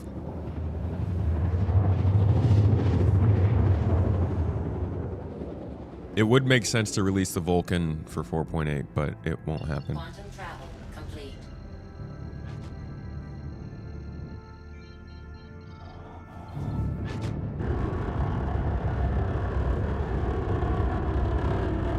You're kind of waiting for more sandbox stuff that you can jump in and get and go to. This group stuff is badass. It's hard to jump back in and want to try to search for a group to do this stuff. That's fair.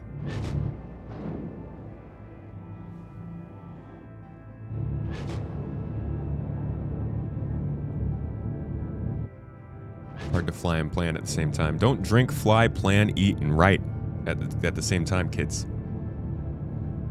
And drive, of course.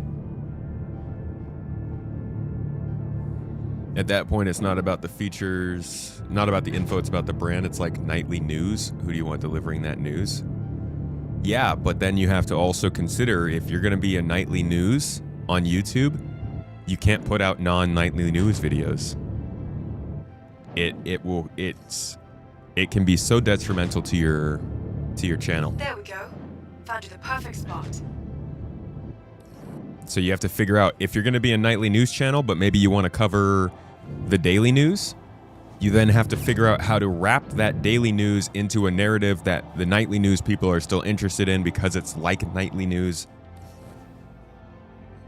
It's weird.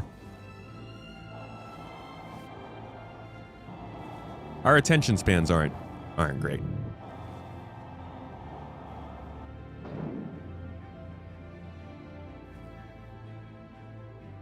We need the big tactical maps that the capital ships have working.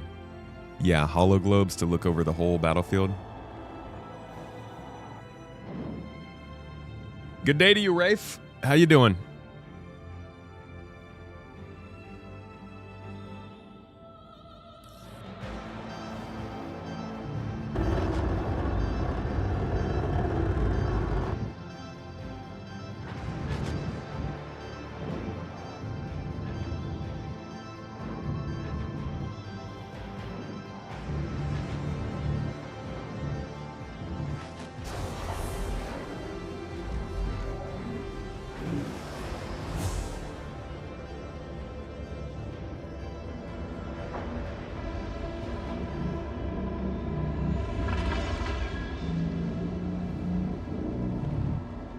Bringing it nice and close to the freight elevator. Look at the size of this elevator. I'm not waiting for all that. There we go. Glad you have zero interest to be a YouTuber. Perfect, you're hired. That makes for the best kind of YouTuber.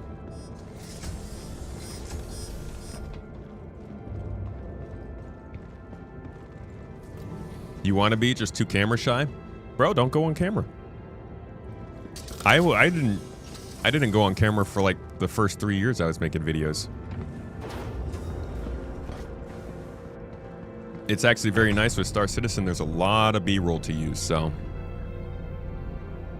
I 100% I would say if you want to give it a shot, give it a go without a camera, and I think there's plenty of people who will be interested in what you have to say. Everybody's got good stuff to say. I don't think it's super unique to anyone or one type of person. I think it's more about just trying to find the people who vibe with what you have to say.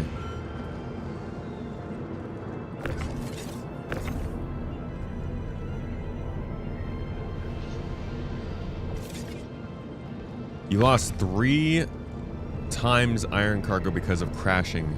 Ah. How did you lose it? Like the server crash? Where can you learn about these big community events? Generally, they come out in comms links. So on the main Star Citizen website, you'll see posts about them.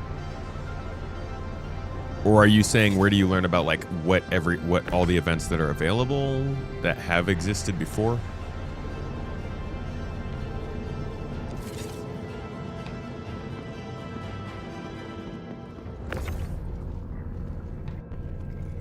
Maverick, you don't have the voice for it? Bruh. You have an accent. What more do you need?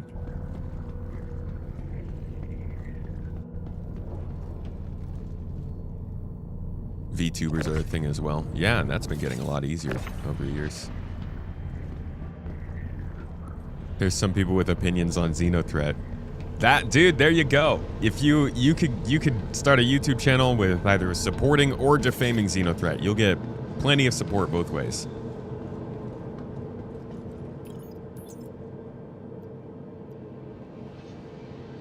Whoops. No, that's mine. Wait, give that back.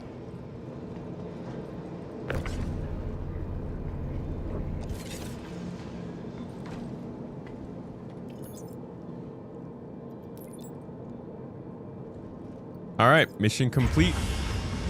First courier mission. Oh, delivery mission. Sorry, not courier. So this is the, if you were to split cargo hauling into 3 different tiers, we just completed a mission on tier 2. We still have yet to find a mission on tier 1. But let's see if we get any more now that we finished that. So we've got hauling. This is an interstellar mission. Again, I don't know why it's on here. This is another tier 2 mission, more delivery focused, 4 SCU boxes, so you're not going to be able to do this in a starting ship. Interstellar hauling. Here we go. Hauling, stellar, hauling, planetary. Why is there also a hauling? Okay. All right. We got them to show up, I think. Rookie rank, direct small cargo hauling mission, 10 SCU. Rookie rank, direct medium. Rookie rank, extra small cargo, 6 SCU. Okay. Direct small cargo haul, direct medium cargo haul. This is not direct. I see. So when you have to go to multiple locations, it does not say direct. Cargo transfer. International Space Station from Onyx facility. Why are we shipping 13 SCU of medical supplies from a derelict Onyx facility? Oh my god. They just... I wouldn't trust those medical supplies, man. You're gonna have to pay me to use those. Look at this. Cargo transfer from shuttered facility. Shuttered for how long, though? Okay. This is 4 SCU coming from Mike L2 and Mike L1. And then we got hauling on the planetary level. So this is actually really interesting because I think this is where starters are going to want to start. You're taking missions from local outposts to the orbital space station. Yeah, these are all going from outpost to space station. Outpost to space station. From space station down to outpost. This actually correlates pretty closely with a picture they released to show off how cargo would work in the long run.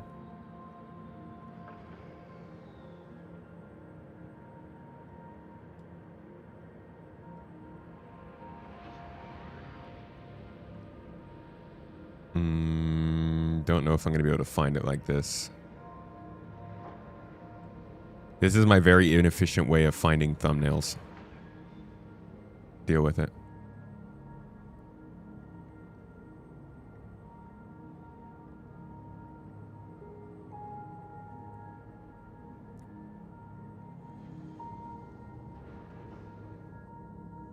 Here we go. This picture was released with the Hull C.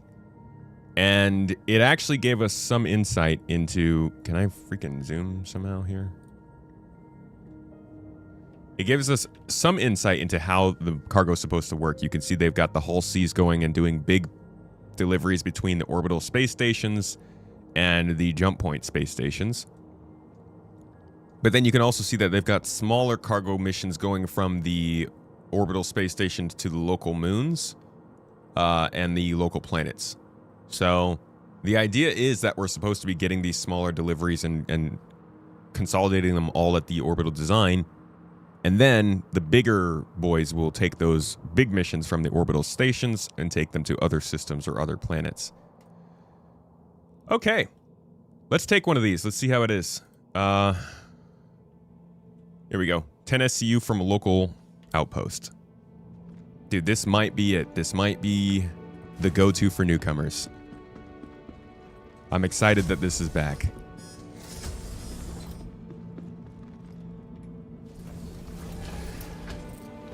You perused the org page on RSI, but nothing really stood out. What do you mean? Like RSI's... You should be good to go. RSI's where they show all the orgs?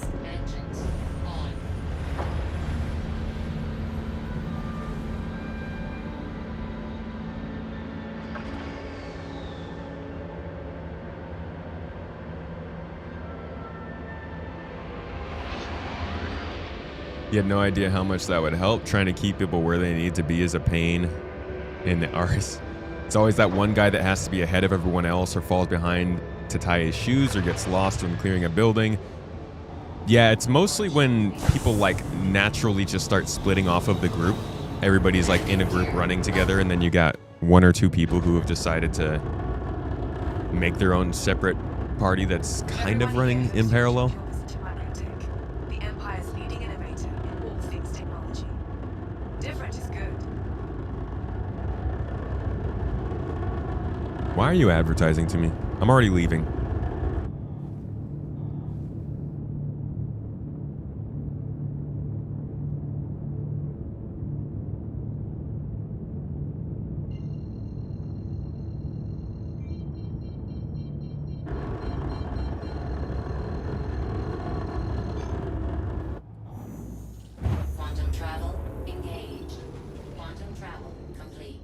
Yeah, dude, Star Trucker might be the go-to profession for newbies in Star Citizen now. It pains me that it took this long, but I'm really glad it's back.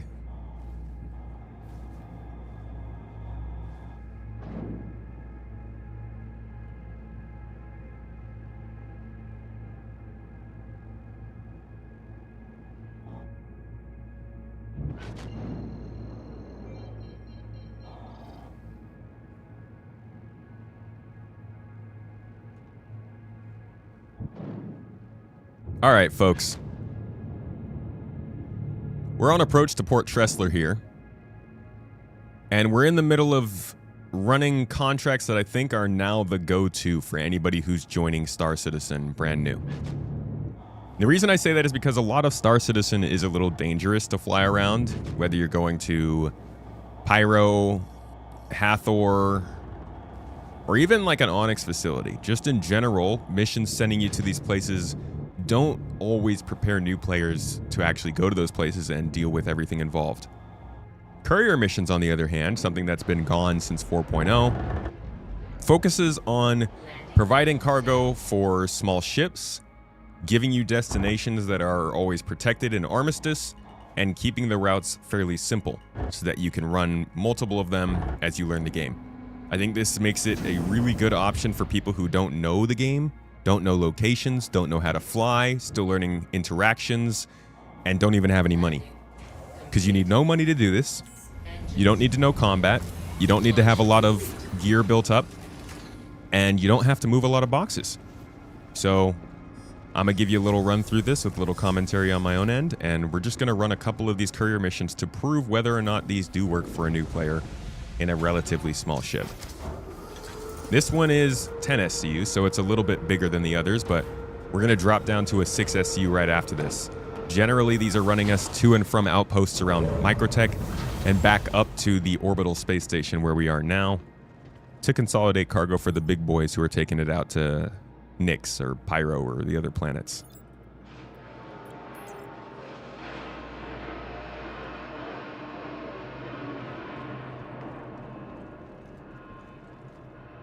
Those that want to be in the big group, but at the same time do their own thing. Yeah.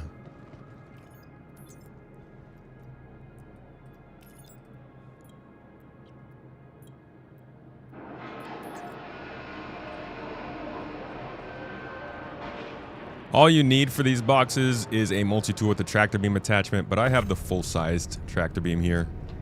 It's because I like to chuck boxes really fast and cause problems. Nice, that almost got in there. This is, if you're learning from me, don't do this. Don't do it at home. Don't do it at Microtech. Take care of your aluminum, kids. Okay, I might actually be doing some real damage to the ship there. I think the other box went all the way to the freight elevator. Wait, come back. Nope, sorry. I promise my spirit loves me.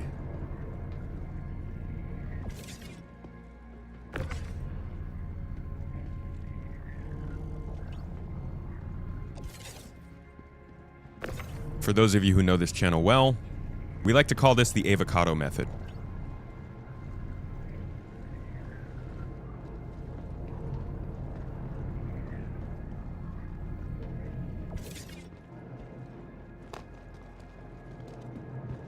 I swear a box went flinging over here into this freight elevator. Yep.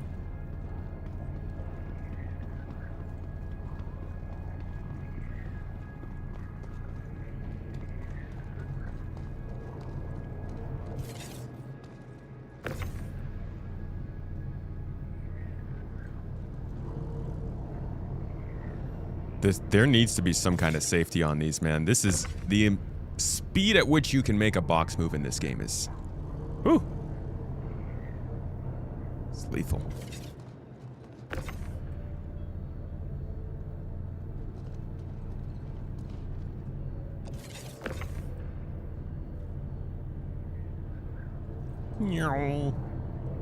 Get in there.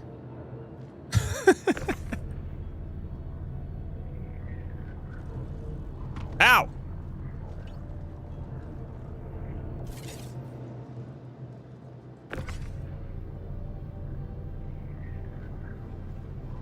Ah!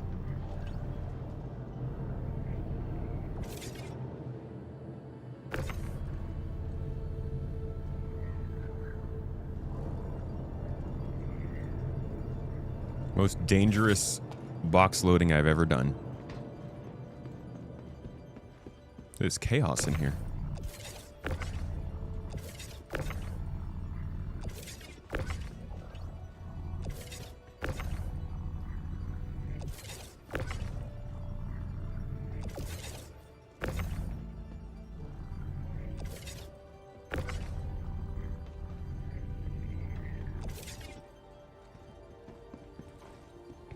All right, first mission. Oh. First mission grabbed, and honestly, guys, if you are feeling confident, you can come in here, check out all these courier missions. And by the way, you do have to skip the hauling missions, skip the hauling interstellar missions, and go all the way down to hauling on the stellar side, which will give you the rookie rank stuff, and hauling on the planetary side, which will give you these small intraplanetary system jumps that don't take too much time. And as you can see, 8 SCU, 6 SCU, obviously 10. These are still fairly large. I'm still looking for the single box delivery missions. These are more considered delivery than courier. So maybe not the best for the absolute starter ship, but certainly still something that's good for your first couple of missions if you got a ship that can fit these box sizes.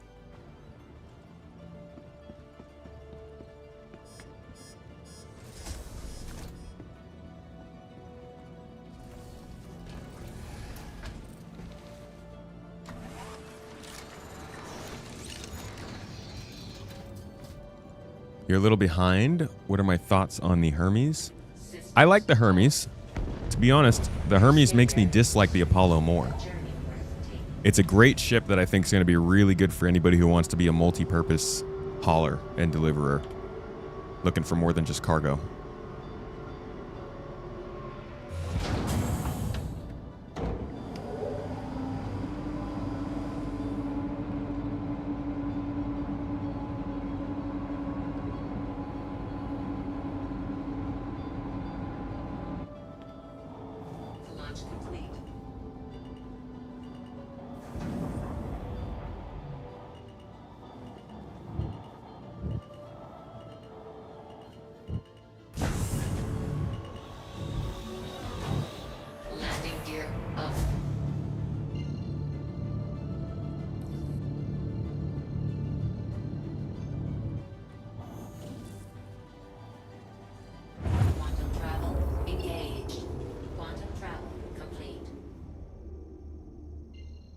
I think most starter ships should be able to handle up to 8, yeah, but once you get to 10, it starts getting a little sketchy.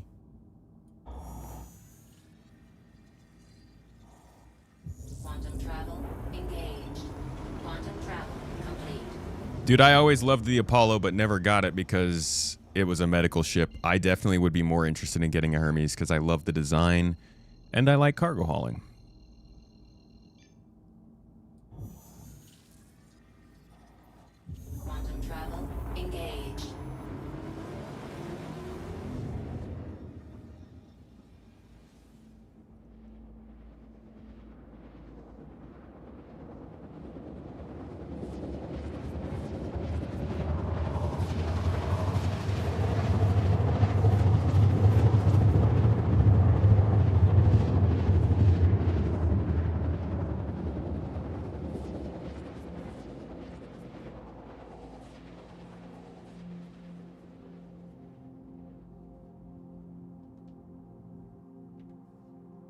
Whoa.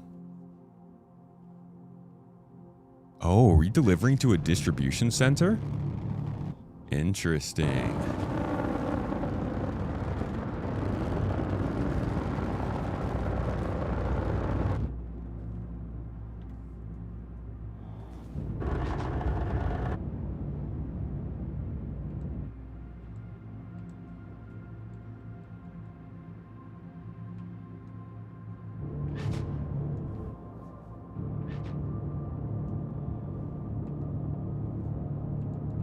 Okay, why can't I ping?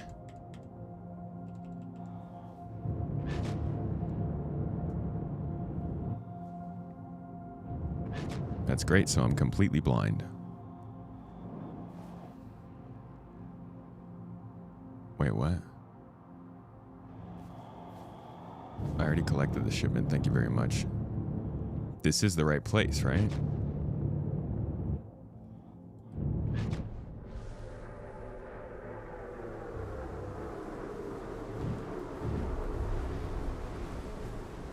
What the heck? There's another ship here.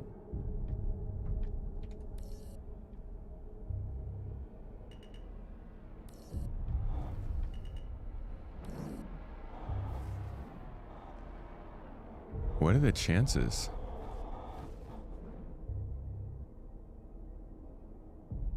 I'm decoupled.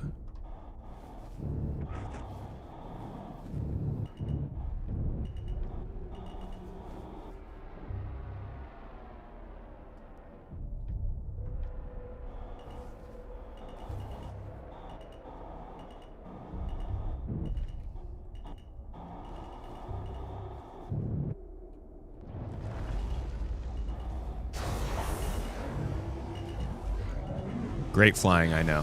Sorry, I'm still getting used to this keyboard. Landing. Engines off. Oh, my radar was off? Okay.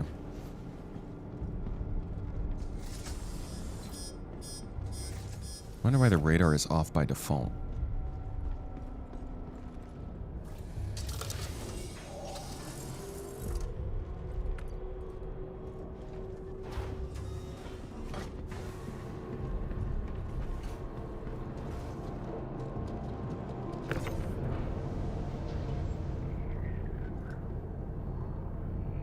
Get over there. That didn't work.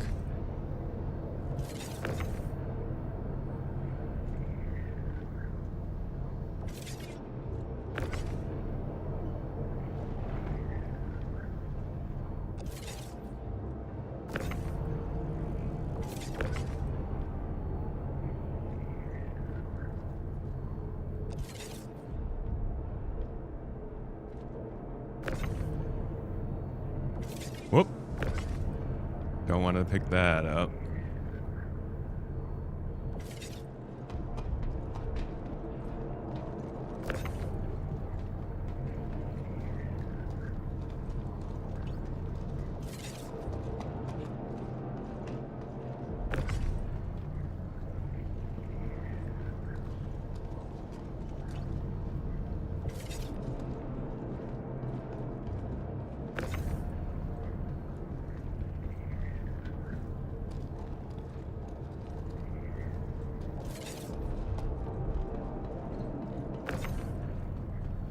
Can't wait until we have a vehicle that we could snap all these to and then just drive them over there. The old hover crawler that they showed us and then never gave us like 2 years ago. Stuff like that would be great for little missions like this.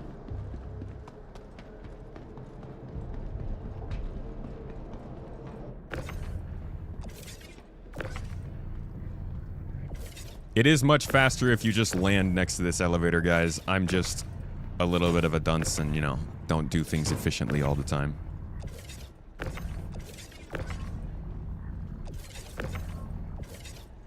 What are you gonna do, man? Tomatoes don't know how to do math. I'm not a doctor, I'm a fruit.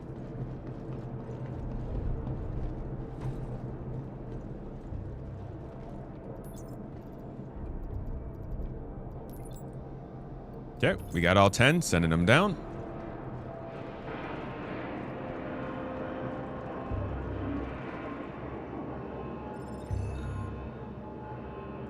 Mission complete.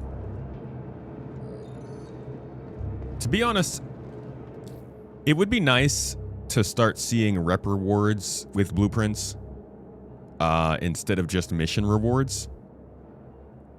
Because I would absolutely be driven to do a bunch of cargo hauling for these cargo-focused providers if they gave me like a better blueprint for a tractor beam or better attachments or tractor beams for my ship or something like that. I think there's a lot of opportunities to reward people here with more than just UEC. But the UEC rewards aren't bad. As a new player, if you're going to be taking these kinds of missions, you're going to be making enough within 1 or 2 missions to rent a much more capable ship. You run 1 of these, and you can go rent a raft.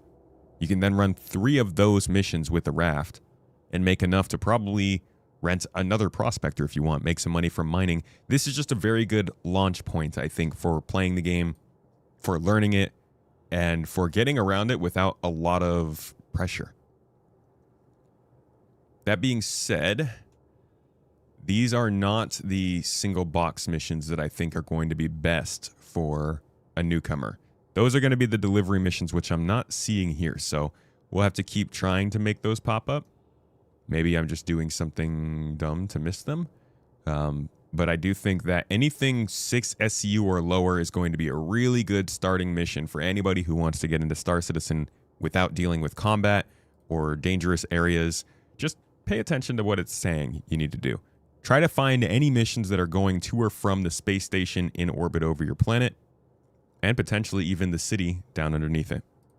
That being said, a first look at the newcomer missions that are coming to the game in Alpha 4.7.2. Well, it's already in the game now. Check them out.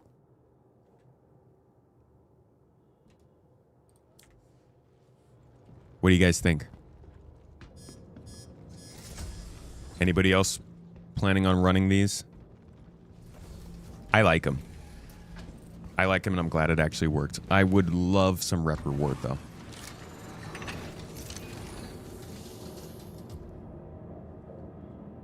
There are now 4 posts in the last hour asking where the courier missions are.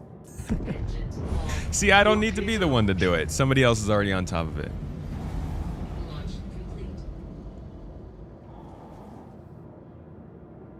But also, stop posting the same thing, guys. Just let them answer the one.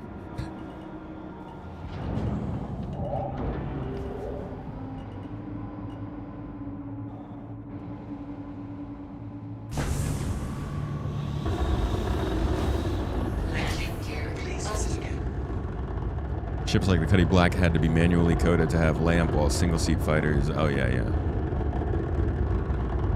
Yeah, non-static cockpits are easier than static cockpits for them to make.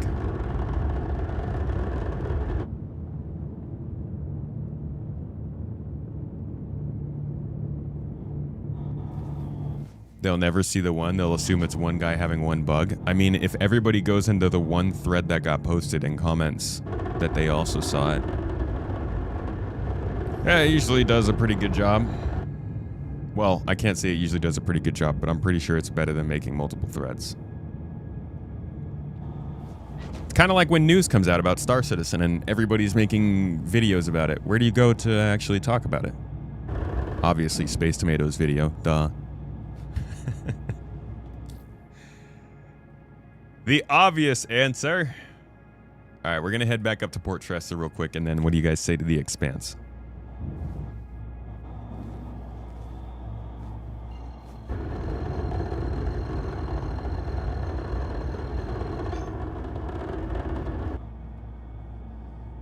Can definitely upload it. Yeah. Engaged. Quantum travel complete.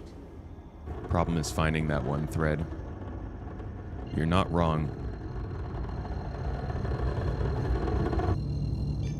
That's kind of the predicament of everything.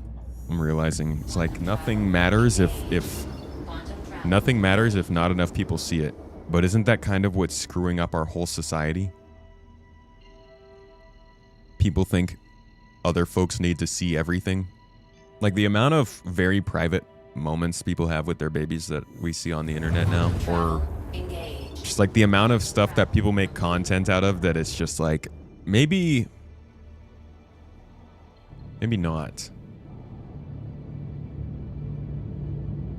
But at the end of the day, because everything is so widespread now, if a lot of people don't see it, it doesn't matter if it's true. It'll just be overcome. You enjoy these cargo and delivery missions, although you use a better ship, the Asgard. I mean, you use you cheap out, is what I'm hearing. You just don't have the ability to challenge yourself to be such a unique specimen as flying around the C1 Spirit to deliver goods. When people see you showing up to deliver your boxes in a C1 Spirit, they know that you're not going to throw their boxes around or steal from your doorstep, even though I was totally throwing those boxes around. Just ignore that. People know they get the utmost quality from a Spirit delivery driver. Besides, you know, maybe some shattered quartz.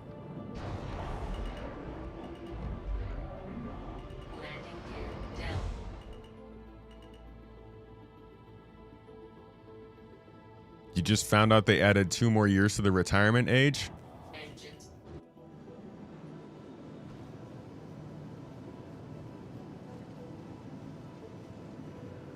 Okay.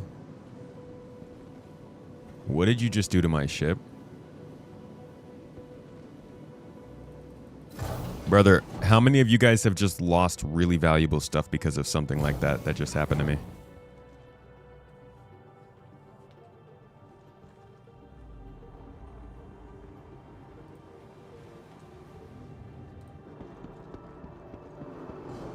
And it's not... Oh, come on. Really? They literally just pulled me out of my ship and left it up there. Oh man, I think that means that you basically can't reach it. That's awful. I would be so pissed off if I had something good on there.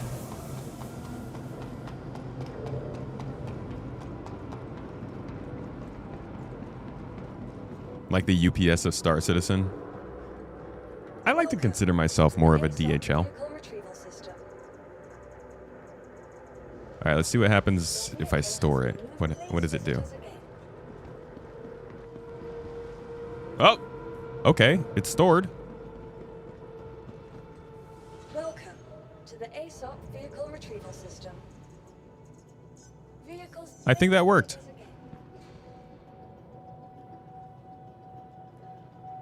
To the Expanse, you say you dislike the controls, the voice acting is subpar, and there definitely is a game under the early days yanked there. Also, the beta is too short. Too short? I think it doesn't... Yeah, you don't get the chance to try all of the systems. It's not really a vertical slice. It's definitely more of a demo. Yeah, and the voice acting on the main characters specifically for me was a little rough. It gets better throughout the demo, but like the first introduction to the voice characters... I'm not a huge fan.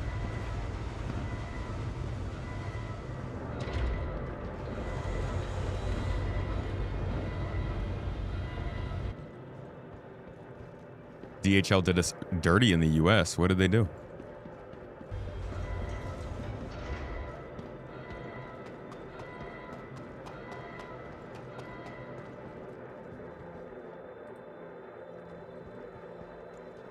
Teleported your in-kept body onto somebody's ship? That's pretty weird.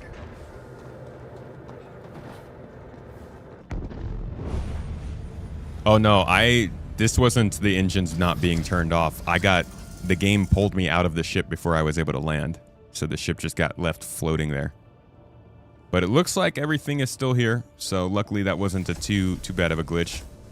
I didn't have anything on here that was that valuable, but I just wanted to see what would happen if we did happen to have valuable stuff on there. So not too big an issue, but that was really weird how it just pulled me out of the ship.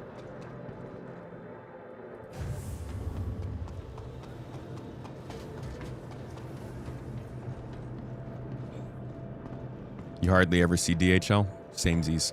Usually I only see DHL when we're getting a shipment internationally. Hello. I hope you're enjoying your vacation, waiting in airports. Dude, waiting in airports to go to a vacation is an amazing feeling. So you got a lot to look forward to. I hope it's a good time. All right. The Expanse. I have been waiting so long to be able to actually turn this on the stream. So I'm excited to get to play it with you guys. I hope some of you are interested in this. I know it's a hard shift from Star Citizen, but it is space.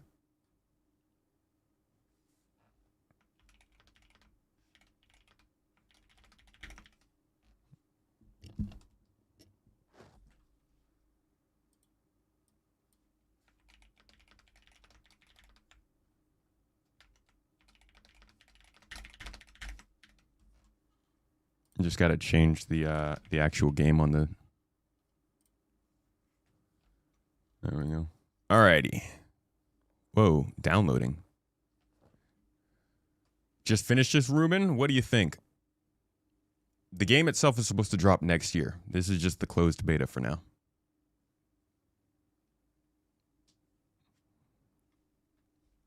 You finished the first book and want to start reading the second one soon? Dude, the books. Oh man, I love the books. Me and Mrs. Tomato are currently working our way through the game, or the show and the books in parallel. And it's crazy just how different they are in terms of the order and specific things that are happening. But I realized last night that I was actively writing a script about The Expanse, playing The Expanse, reading about The Expanse, reading The Expanse book, watching The Expanse TV show.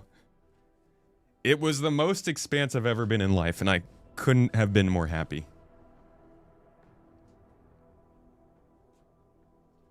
Hey, good luck at your interview, David. I hope it goes well. But not too well. Don't get a job that takes you away from the chat, you know? You gotta, or at least make sure that's in the contract. They allow Space Tomato gaming streams to be playing in the office.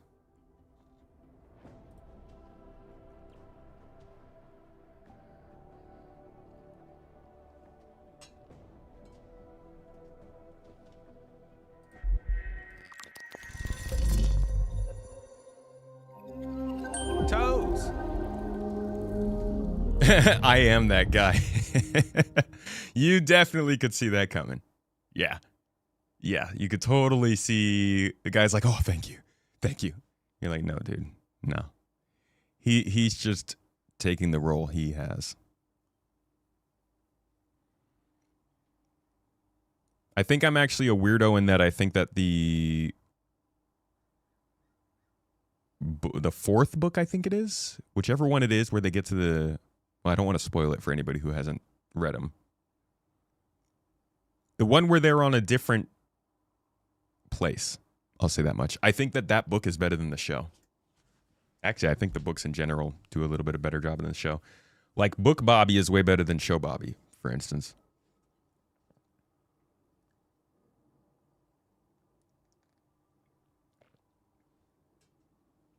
Yeah, it did go in some wild directions. You really don't know what you're getting into if you start The Expanse blind. Do you want to start the books? Do I feel that the audiobook versions are a good option, or just grab the paperbacks? I'm going through the audiobooks right now, and I love them. I think the guy who reads them is great.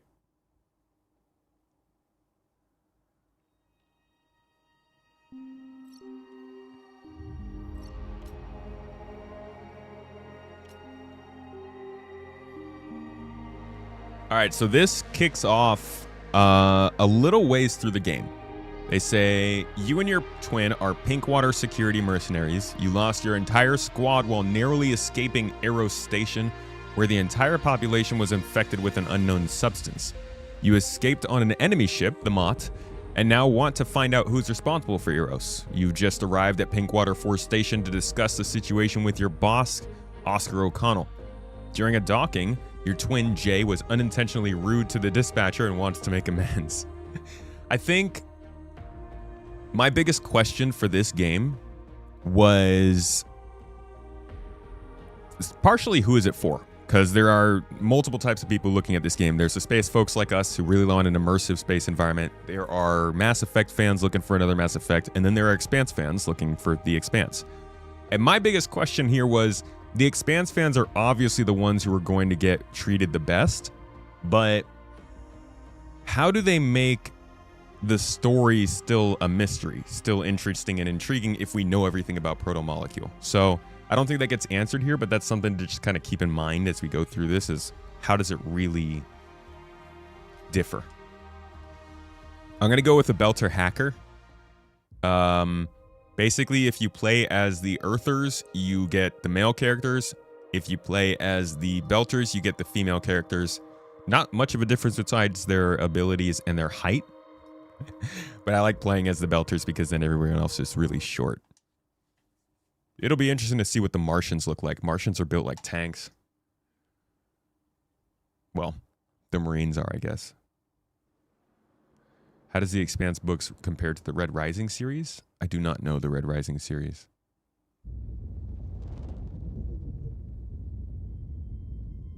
There are Owlcat fans too, you're right. I kind of grouped them in with the Mass Effect fans because they just all like a good story game.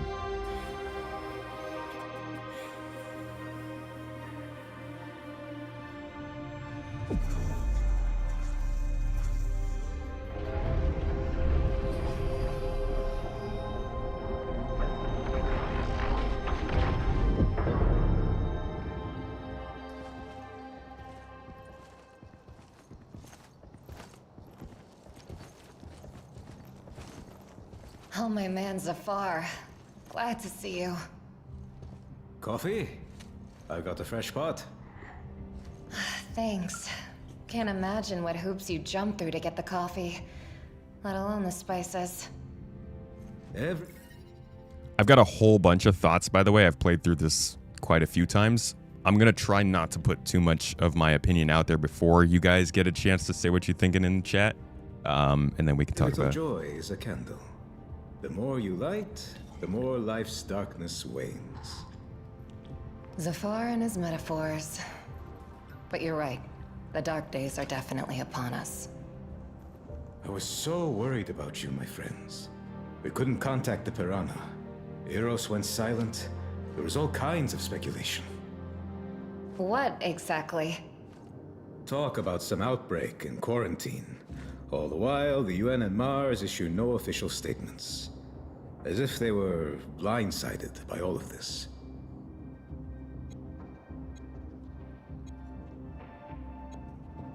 This is also kind of funny to me because if you haven't played the game, how much do you really know what's going on? Because not play the game. If you followed the Expanse, then you absolutely know it was spread on purpose, so you would pick that obviously, but like, I'm so intrigued by, I guess this is the case with any game that comes out with an established story, but I'm intrigued with how they handle it. The outbreak is real, and the disease was spread on purpose. Is that why you're alone? Without Vic and the others? Yes, no one else survived. They blew up the Piranha when it was leaving. Whoever destroyed the station didn't want witnesses. We didn't know these guys like you did, Zafar. Still, we're so sorry. Such cruel irony. Not to die in combat, but on vacation. Report to Director O'Connell ASAP. I just have one question. Is this ship yours? You could say that. She was our ticket off Eros. She can be legally recognized as yours by right of salvage. If the previous owners are dead, of course. Oh, they are. You'll have to tell me that story later. Right now, this ship needs a checkup and a reprogrammed transponder.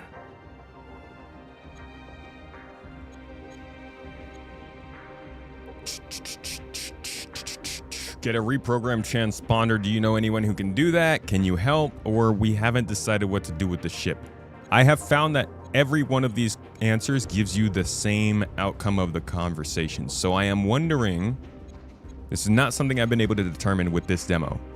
how much of this stuff do you answer and it gets stored away by the game for later? So that's totally a thing. And there are a lot of these opportunities in here where you can choose different outcomes that feel like maybe they would have an effect on the person you're talking to.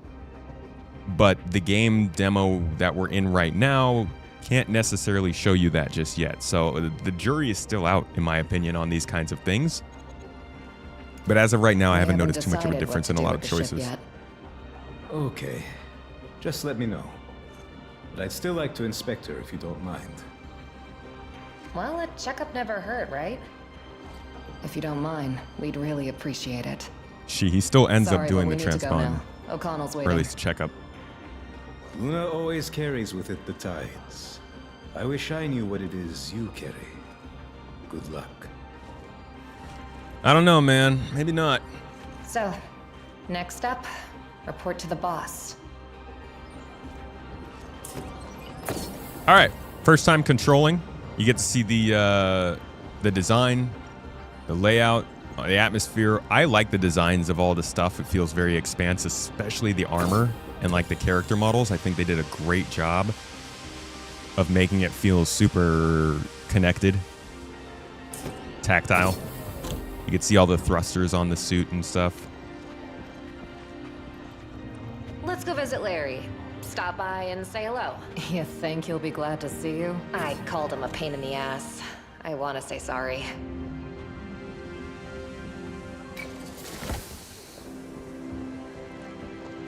So this is the first social area in the game that we get. And now, Belter today.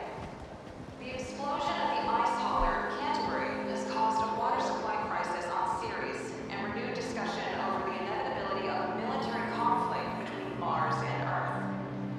One of the survivors, the executive officer of the Canterbury, James Holden, has published a video in which he declares that the ice hauler was destroyed by the MCRM. Mars denies all accusations. Holden's whereabouts remain unknown. We know. Problems with the stable shipment of ice to Ceres have led to water supply disruptions throughout the station. Chaos in the streets of the Medina. Protests, riots, and attacks on inners. Starhelix security has blocked off certain key sectors. Epidemic on Eros. An unknown infection has been spreading among the residents of Eros, resulting from the disruption of air and water treatment systems. The station is currently under quarantine. No connection has yet to be established. Follow us for more of the latest from the belt and around the system. Yeah, Belters. Belter news. Who would want to destroy some Belter ice hauler? Probably messed up themselves. And now they're trying to blame everything on Mars. Hey, people died out there. And we still don't know why or how. Yeah, but both of you are short. Excuse me, fellow Belta. So you can walk around this area, and I Hey, actually what's think wrong they with the do a cable? decent job here. You get a lot of these kind of moments. Nothing's wrong. Pretty. Management just ordered all the wires to be replaced. Grid modernization. New cables to be safer. Definitely won't hurt. I don't doubt it. Well, good luck. So you get a lot of that kind of stuff around this area, which definitely still makes it feel alive and interesting, but it also, to me, feels kind of like everything is happening to you, as opposed to like happening. You know, it's not like it's not real time. It's like, oh, you're here? Kick on the action. Let's go. Show them what's going on. There's also some stuff that you can find around though to read, which I think is some decent world building. My favorite is over here. There's a data pad that talks about juice, the juice batch, and how to make a good patch of juice so that it doesn't mess people up. And I feel like that's the kind of stuff I like about the Expanse, is the weird ways they do the technology. And the game environment gives them a lot of chances to let us discover more about a world that we've been watching but maybe haven't been able to experience ourselves. Not our lucky day. Yikes. I guess I cannot scan stuff very well. Let's see. Skill tree, fairly simple. In my opinion, most of the things that you'll find are like plus 15% ability damage increase, minus 10% to ability cooldowns, plus 35% firing capacity from deployable turrets, plus 15% armor granted for defensive abilities, plus 225 armor regeneration, plus 15% deployable ability damage. A lot of the things that you can unlock on the skill tree so far are very stat changing based. A lot of percentage points, a lot of slight changes to things. They're not super exciting things that I would see something like in something from Fallout or Starfield. It's pretty straightforward. I don't think that's necessarily a bad thing, but it doesn't get me as excited to build out interesting characters in the game. That being said, as you can see, you do get opportunities for like skill checks and perception checks and all that kind of stuff around the game. So I think you'll still get that idea of building a character and benefiting or finding consequences based on your character build. Performance is chugging a little bit in this area. If all this says the cat was destroyed by Mars, then it was. First the Martians blow up the cat, and then some other Martians pick up the survivors. Right. Only we don't even get a word from the survivors after their rescue. I won't believe they're alive until I see another video from Holden.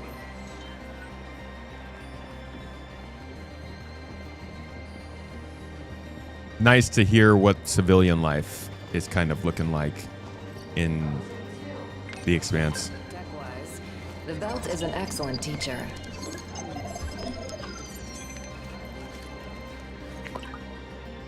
All right, the scan worked.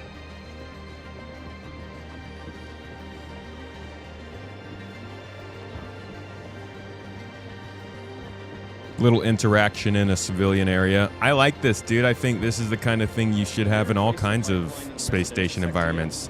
What about the pressure adjustments? I think they're due to finish today. No worries. There won't be any more delays.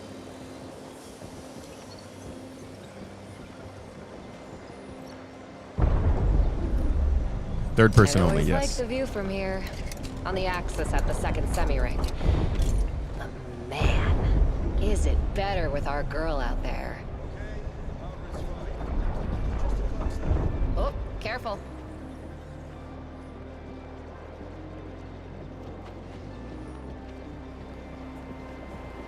Here's your digital photo frame. Oh, cool. Thanks, Luciana.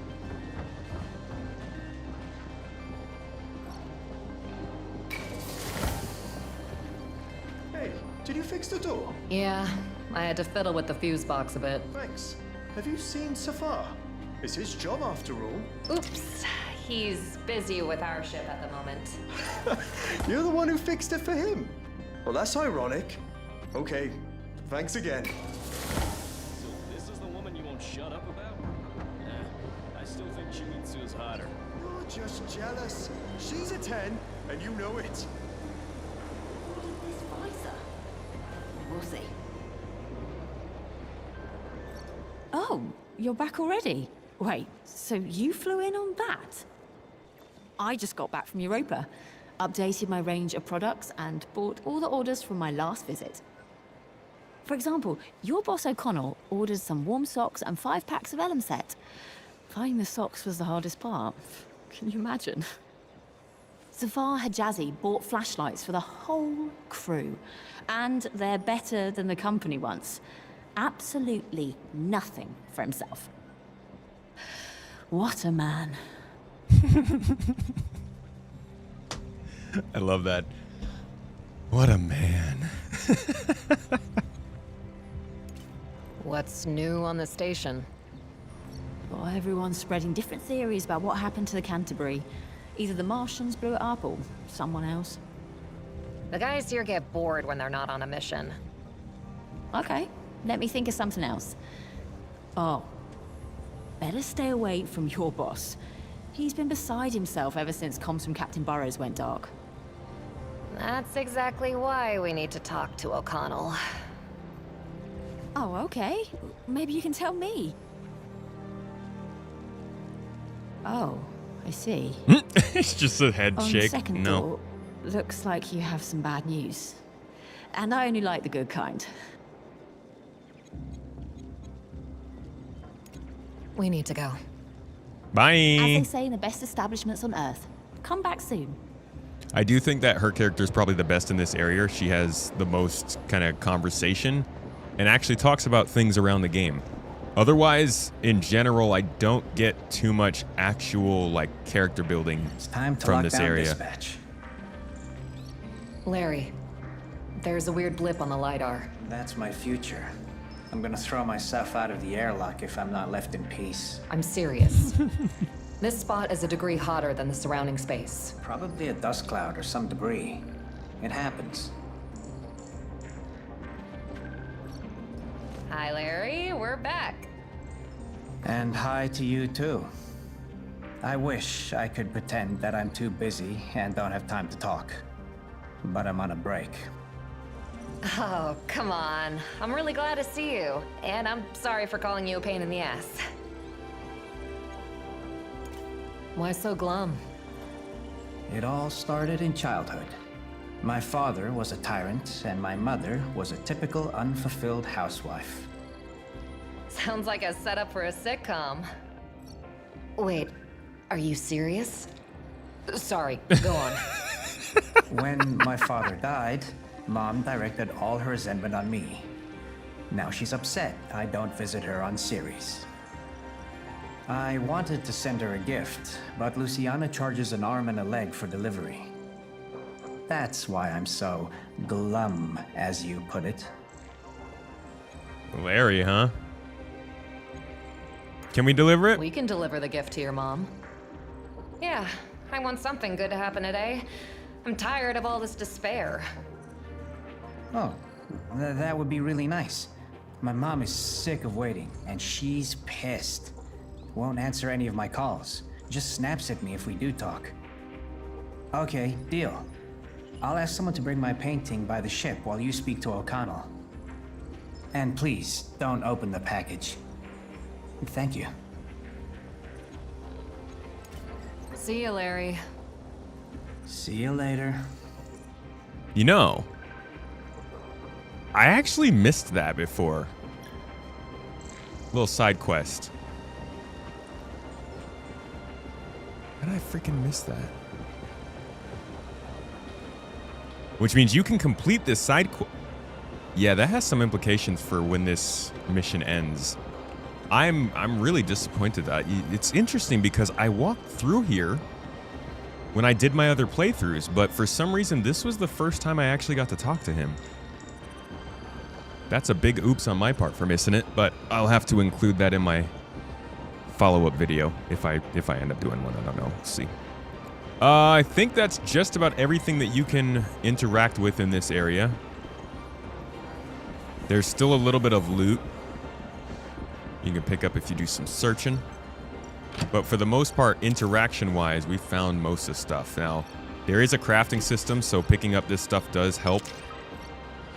Some of it is actually equipable to your current build, too. So you could just, like, pick something up, jump straight into the menu to where that is, and then equip it. Looks like this one has higher weapon accuracy. I'll go ahead and I'll use that.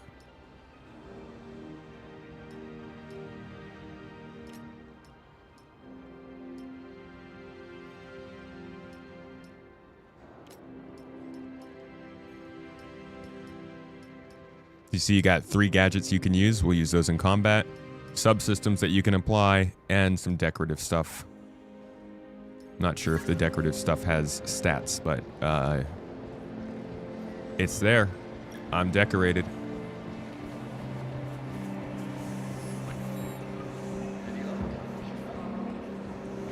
You would have played the game if it had better voice acting. And it's a little early to make that call, I think. Sir. Here you are. I want an explanation. Where's Vic? Where's the Piranha? What's with the new ship in my damn stable? The Piranha was destroyed, sir. Captain Barros and the whole crew died in the line of duty. What? What the? Who we up against? They didn't exactly introduce themselves. The station was infected by an unknown bioweapon, presumably. It was a planned op. A bunch of guys with guns assured word didn't get out. They're the ones who destroyed the Piranha. The ship we escaped on belonged to them. We fought our way on board. Wait. The news is saying there was an outbreak. HQ reported that even our UN contact doesn't know the whole story. Not a word about shots fired. Or ships being destroyed. Only the quarantine. Quarantine, yes. But this disease, or whatever it is, was brought there on purpose. We barely escaped. An outbreak? Thanks. The Piranha? This is insane. I always say you have to believe us. Let's see. I don't need to convince you. You know, I'm not going to waste time convincing you. Uh-oh. We were to report on the Piranha status, That's a little intense. which we did. It's like Mass Effect when he's like, you piece of shit. It's complete bollocks. Why should I believe you? Sir, please listen. An unknown ship. Okay, so that really didn't seem to change Right in much. front of us. The radars are clear. You think what about the two? Two criminals have taken refuge at your beach. I am going to arrest them for stealing Protogen Company property. Protogen? I remember that brute. We saw her on Eros. Sir, somebody hacked our comms. And not only that, the docking system isn't responding. They won't do. We are preparing to board the station to commandeer our ship. Do not interfere. We took their ship, but it was our only chance at survival. And now they're here. Boarding my station. Handing out orders. Handing out orders. Protogen will easily turn this into a massacre if they want.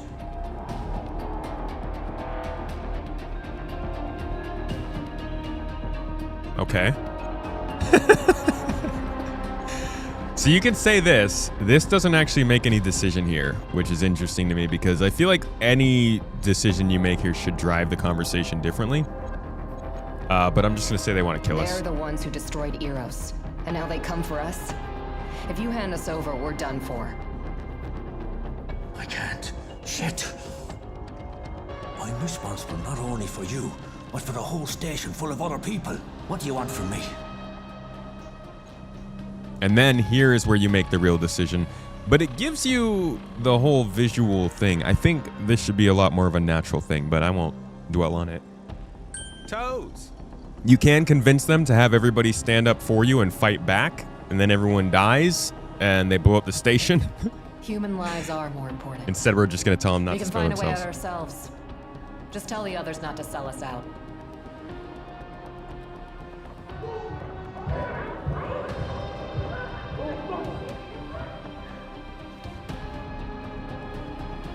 I'm giving the order to lay down arms. Tell our guests to come directly to me. You two, don't get caught. Get in the vent. Your only chance is to make it to the ship.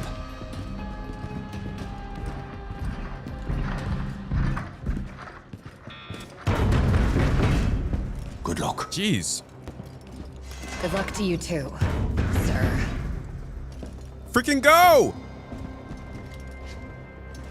You see that woman, dude? I would have thought she broke down the door already. All right. Combat. Let's see it.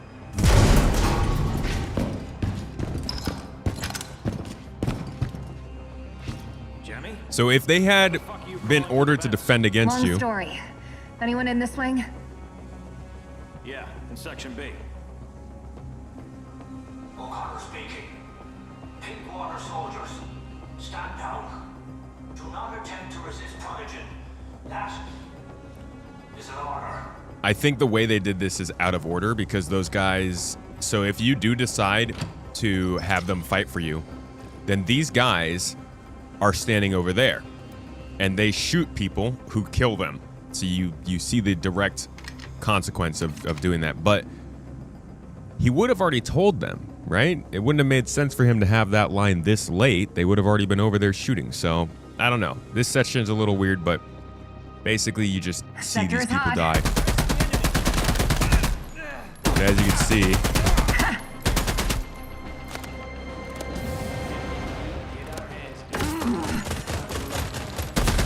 Quicker than a slingshotter.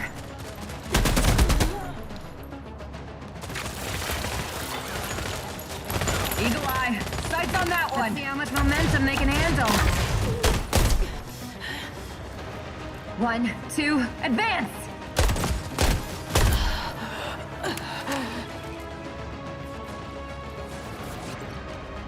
That's all of The them. NPCs aren't super reactive. Yeah, it's always a third-person game, though. Pistol feels good. I'm saddened, though, because the controller doesn't vibrate. Not sure if that's a my controller thing or if that's the game thing.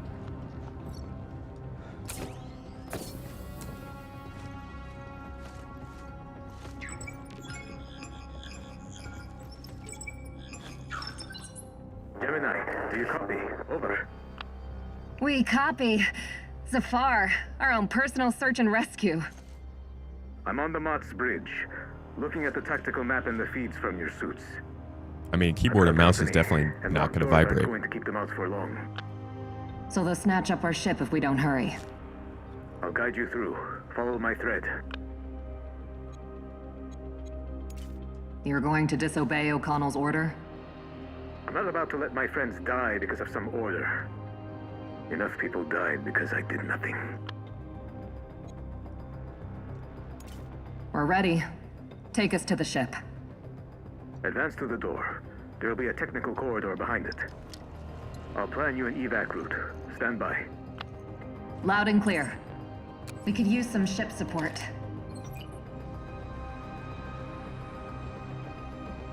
Pinkwater soldiers, this station is now under my command. Interference with Protogen staff is inadvisable. Hostiles are likely close.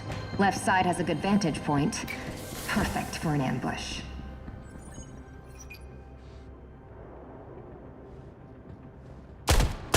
Engaging.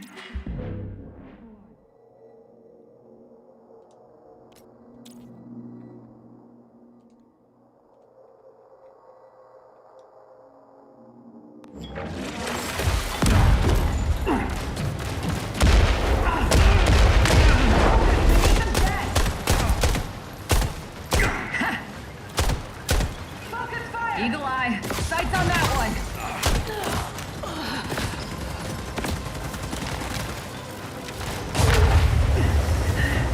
Can't hold this position. Quicker than a slingshotter. Taking fire.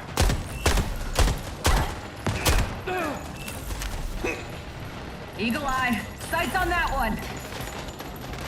Target moving in. Engage.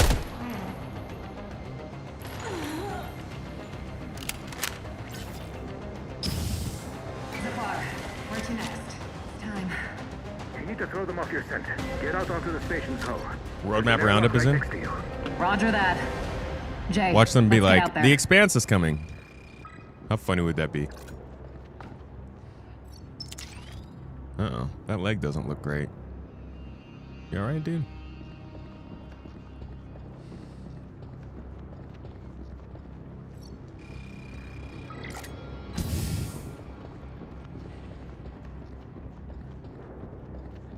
Depends on your keyboard setup. Do some people have their keyboards vibrating?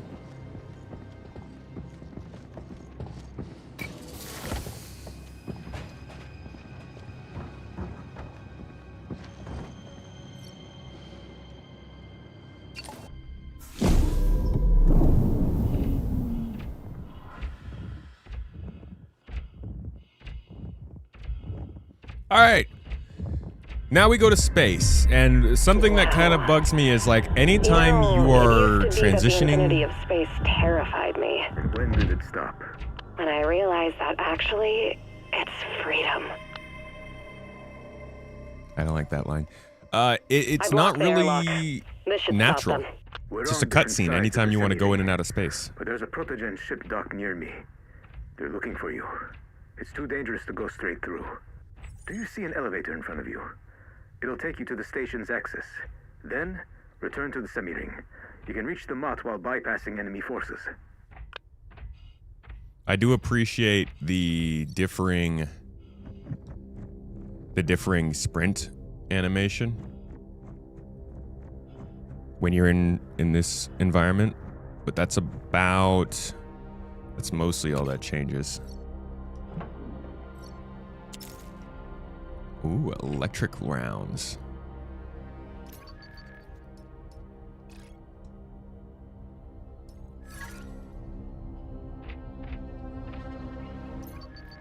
Wait a second. No. This should be...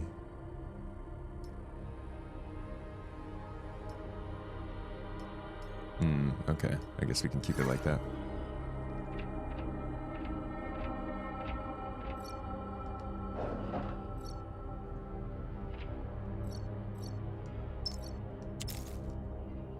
We got fabric. I'm gonna make a new cardigan.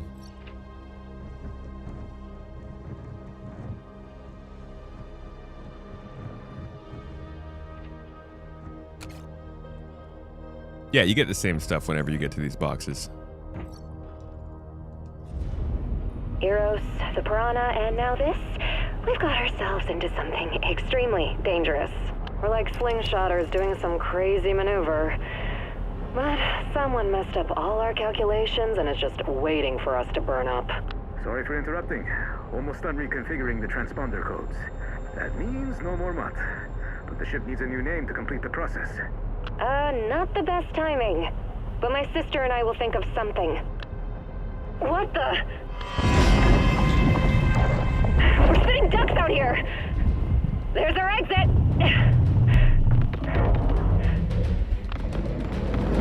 Go! I've got your 6. Breathing! Ouch, dude. What the hell came out of his body? Focus fire on my mark!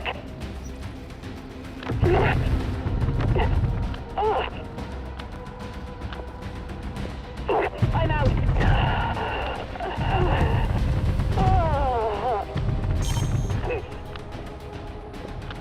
Eagle Eye, sights on that one!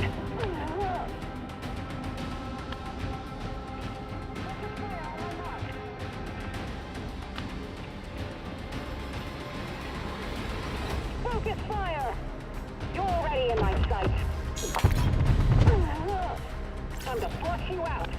1, 2, advance!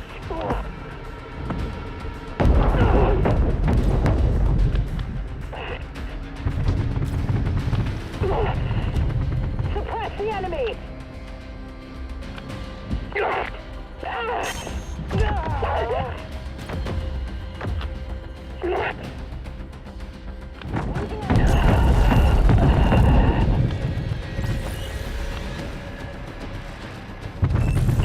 Good one.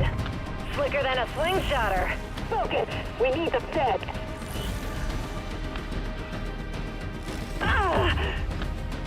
Say goodbye. One by one.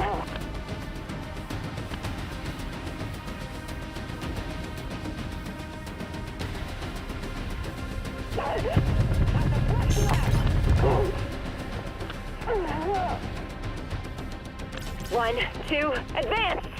Observing the enemy.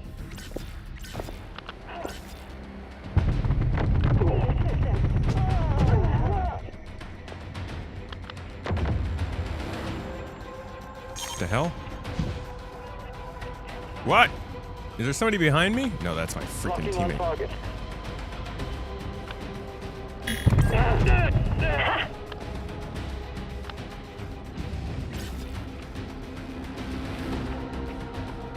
Yes, milk. Suppress the enemy!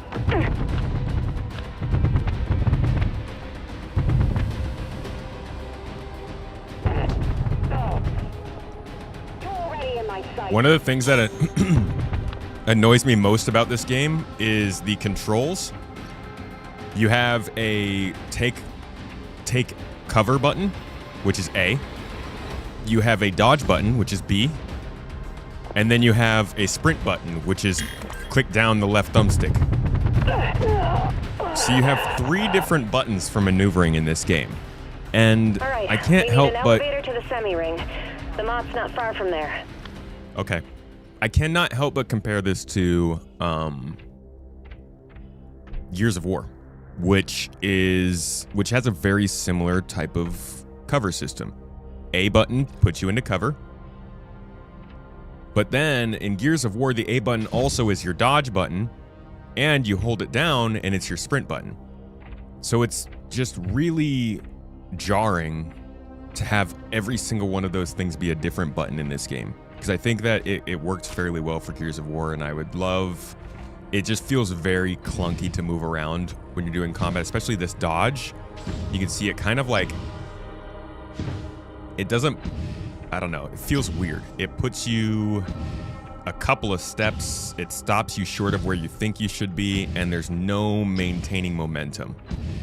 You know, if you were going to do like a jump jet dash sort of thing, you'd think it would keep momentum going so that you could sprint out of it. But it's a very clunky movement, in my opinion. And this is probably the biggest setback for combat. This is definitely something they could fix within a year. So hopefully they get the feedback they need from this beta. Why not use mouse and keyboard preference? Yeah, I just enjoy a controller better in my hands. It feels more immersive. I like pulling a trigger to shoot. I like vibration feedback. I like funny system. All of the buttons being within without reach. Turning off the radiators. Only I knew where the power. You want to see what's in there? Yeah. You don't have to go with me. Okay, I'll wait for you here.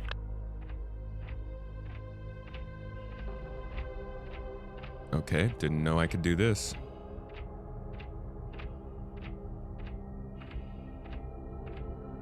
I haven't found this loot before.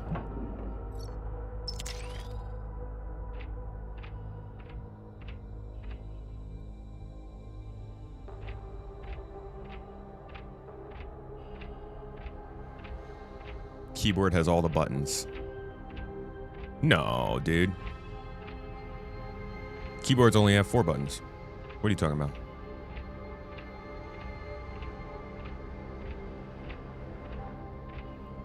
Is it possible to change controller key bindings to work the way you want? You know what? That's a good question. No, it looks like you can only change the keyboard bindings. Oh, maybe... Yeah, I'm not seeing...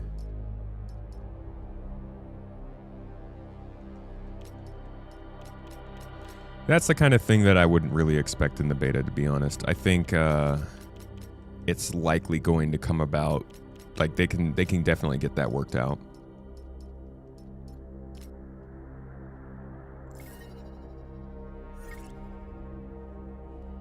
We're playing the beta right now. This game's not out yet.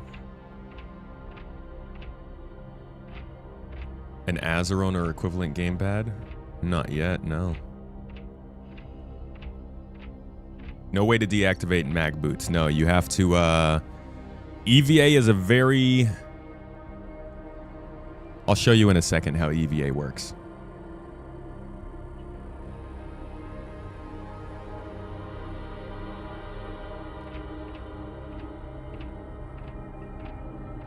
But yeah, I just... A keyboard, obviously, when you use a keyboard, you have to remember where to put your fingers to press buttons.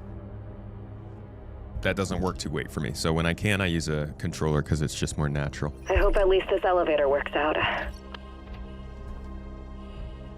No one seems to be around. Get back! Protogen clearly has something personal against elevators. Head for the semi-ring. I'm right behind you. All right. Here is EVA. There it is. So close. It's easy. We just need to take into account the Coriolis force and the rotation of the station. Debris incoming!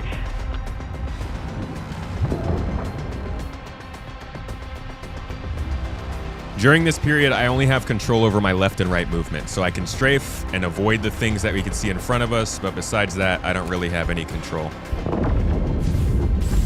And it's over.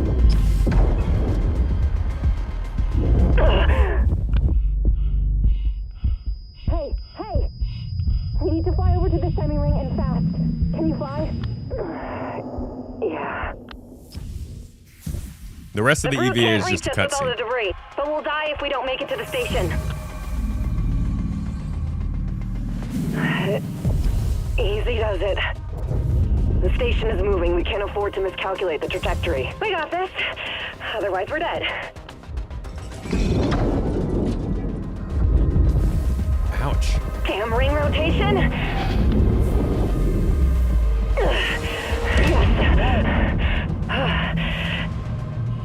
You all Bro, right? you're so close to dying right there. Just a little bit more to go. Sliding off into space. It would have been great to be able to play Another through that cosmic myself. leap of faith. This is getting to become a habit. You understand they have to put EVA in dedicated zones of levels with rails. You were more wondering if the dev thought about mixing a bit of mag boots deactivation with the dash mechanics to make gunplay more fun. No, there's no mag boot mechanics going on in the game, unfortunately. At least not that I've seen so far. Maybe you can deactivate them. I think it would have been freaking awesome if they gave you the ability to deactivate your mag boots, and then you kind of have to know if you're on a moving space station or not. And then if you are and you deactivate, then you have to find ways back onto the ground. But you can also use that as like a way to get around Now level we're a on the little same bit. side of the semi-ring as the ship, right? Yeah, almost there. I've also been rewatching The Expanse. What part are you at? The protogen ship is just undocked. It's scanning the hull, looking for you. Advance, on the double. You'll see an airlock leading inside.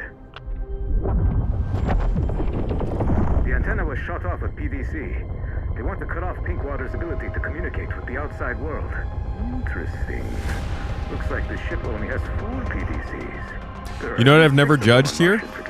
What happens if we get caught by this ship? Both the antenna and us. Because really, there's no danger You here. You can mentioned just the stand airlock. out Where here. is it? They won't look at you. They won't find you. Getting there is You can just run around. What happens if I actually come up here? Figure something out. Yeah, see, I don't... Hey, look. There's another airlock here. There we Much go. closer. Okay. It leads to a damaged sector. Be patient. I was wondering, like, do they not shoot at me? They're very, very blind up there.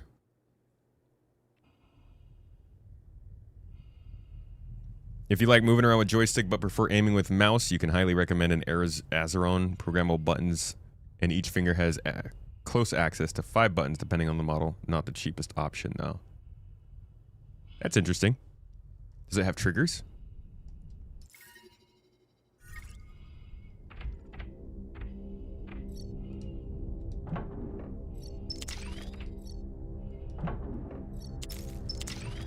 Now we're on the same side of the semi-ring as the ship, right? Yeah, almost there. The protogen ship is just undocked. It's scanning the hull, looking for you. Advance, on the double. You'll see an airlock leading inside. The antenna was shot off with PVC. They want to cut off Pinkwater's ability to communicate with the outside world. Interesting. Looks like the ship only has 4 PVCs. All right, we get a choice here. Pay close attention. 4 is more than enough to kill both the antenna and us. You mentioned the airlock. Where is it? Right ahead, about 50 meters. Getting there is suicide. Stand by. I'll figure something out. If only we could just, like, EVA over there a little bit. Hey, look. There's another airlock here, and it's much closer. It leads to a damaged sector. Be patient. I'll distract them. So you can wait, like he tells you to. He wants you to wait. Or you can make this choice. It takes you to a completely different part of the station and changes the next couple of minutes of gameplay. But in terms of your relationship with Zafar, that's what I'm interested in. Am I actually degrading? Why didn't you go down the airlock I mentioned? Sorry, but the situation was way too hot. So clearly there's some dynamic there where you can disagree with your party mates, make decisions that do... I feel like maybe they have some effect on the way that they look at you throughout the game. But there's not enough time in this demo to really see that or know that. We did get a rank up though, so let's go ahead and do that real quick. We'll just add...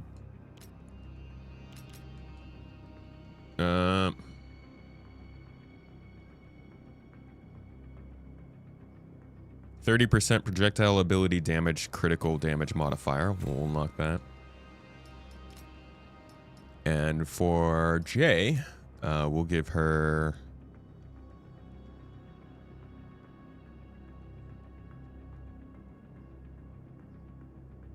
While on the move, Jay marks the enemy as exposed. If the character assists in neutralizing the exposed enemy, Jay's armor is regenerated and their combat feat duration is extended. Let's try that one. See what it does in the next combat encounter.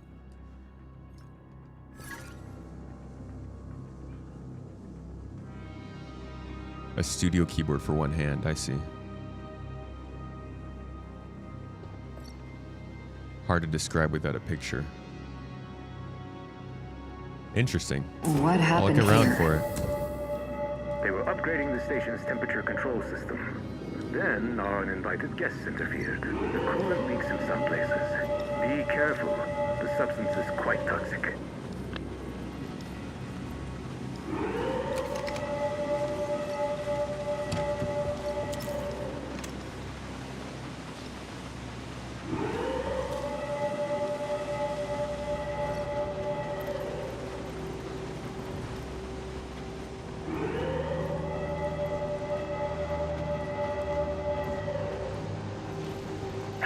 The coolant can damage the armor exterior.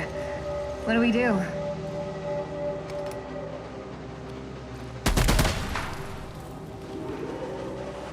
Almost just got boiled like dumplings. Mmm, dumplings, yum.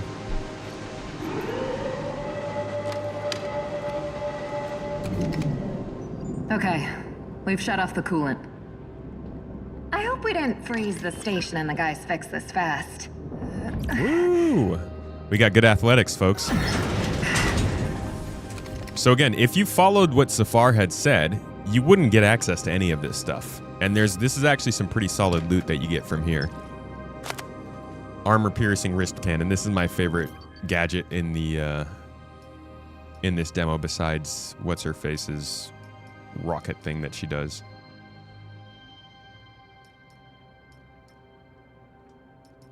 There we go.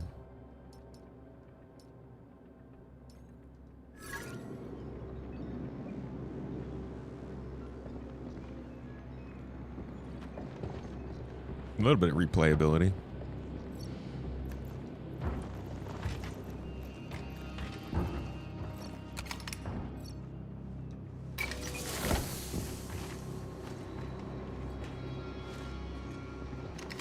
And if you had them all defend for you instead of fighting your way out, this whole place is just littered with dead bodies. The door's locked. Code blue blocks off certain compartments. You can turn it off at the IT center. End of the corridor on the left.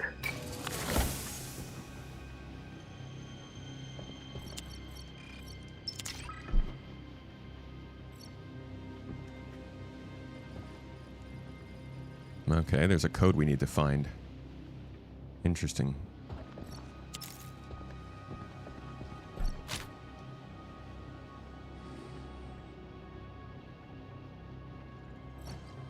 Ah, the results of the last tournament.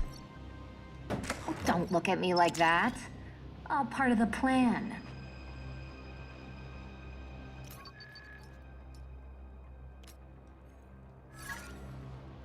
Crafting bench. So you have to do this when you actually come across these rather than at any point. But they've got crafting and they've got modifying. I'm going to go ahead and upgrade this rifle.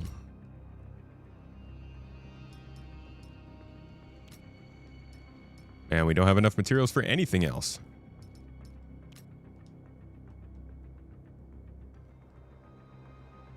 I'll turn down the cooldown on this.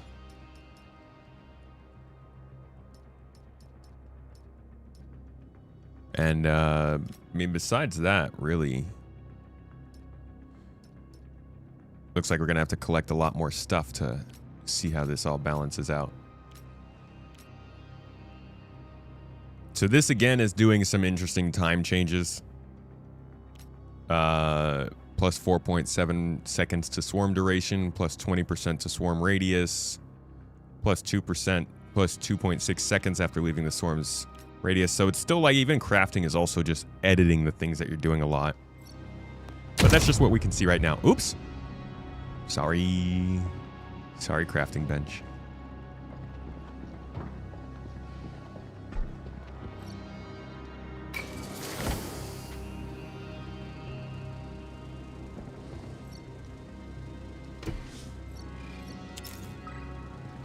Tequila.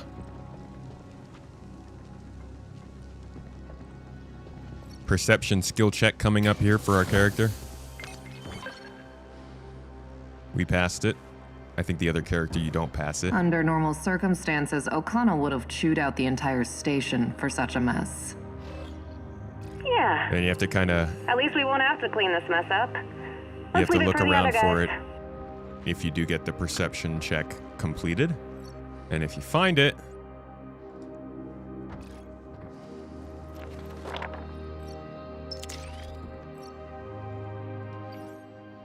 a little extra lore.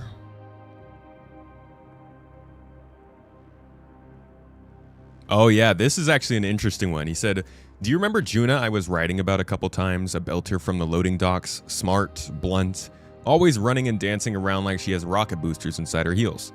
So we're good. Really good. I started thinking about bringing her to my folks. Wanted to show her my old stomping grounds. I told Mom, and she was all excited about the dinner menu. But Juna says she won't be able to handle Earth's cheese. And she's right. Shit. Why did I blab to my mom so soon? I got my hopes up, wasn't thinking clearly. Now I'm just sitting here, looking at it all, and the ring. Dunno. Maybe I just fly my parents out to orbit. I like little bits of lore like that. Brings you into that system. It shows you just how messed up it is to live in this environment. Just the other day, I was worrying about what to order from Luciana. How to get along with O'Connell. How to not fight with Vic. But now we're being hunted by some very dangerous people. As soon as Zafar reprograms the transponder, we disappear and leave all this behind. Maybe it's for the best. I didn't like doing it only for the money. I want freedom, not some new chains. Do you guys really have time for this conversation right now? Like, you're actively being hunted. No, this game doesn't have co-op. Solely single player focused.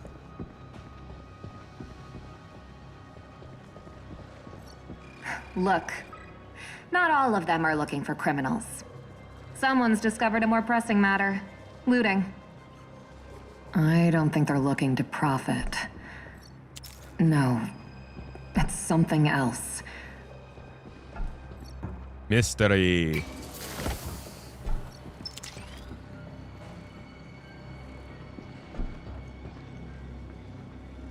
There is a code that I need from somewhere. I need to remember that.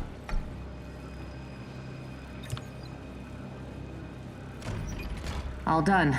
Doors open, we can go. Security increased to 30. Solar flares to begin. The old rust bucket contains one of Pinkwater's security company's centers. All recruits are responsible for knowing and strictly following defense protocols. Yeah, but is there a... Alright, let's hack this real quick. Pass the cyber sabotage skill check, and... hacking's actually not bad. It's kind of interesting. I think it'll be more interesting if they switch up the numbers in these, but... what are you gonna do? Just another system to crack. Gamepad? Tomato looks relaxed.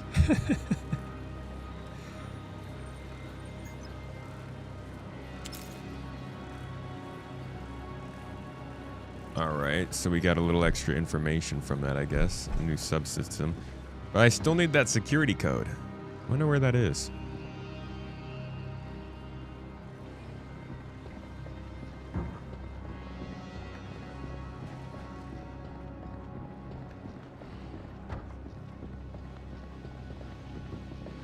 Might have to find it somewhere else.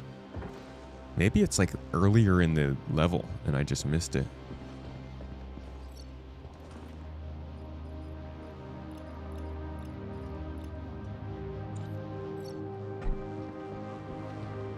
Have you thought of a name for the ship? Jay and I escaped from Eros on the ship. I want to name her after us, but I don't have any ideas to...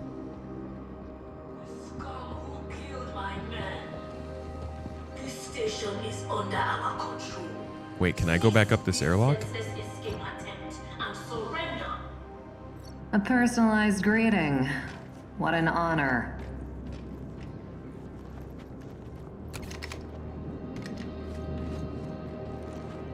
Whoa. Is this where we came from?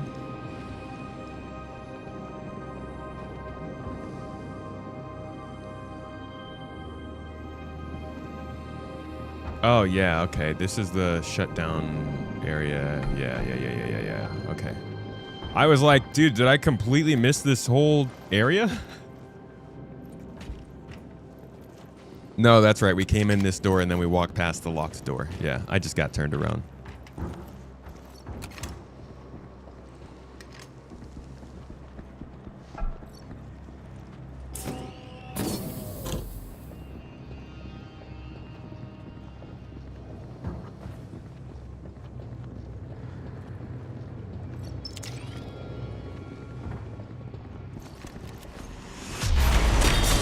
Jake, take cover!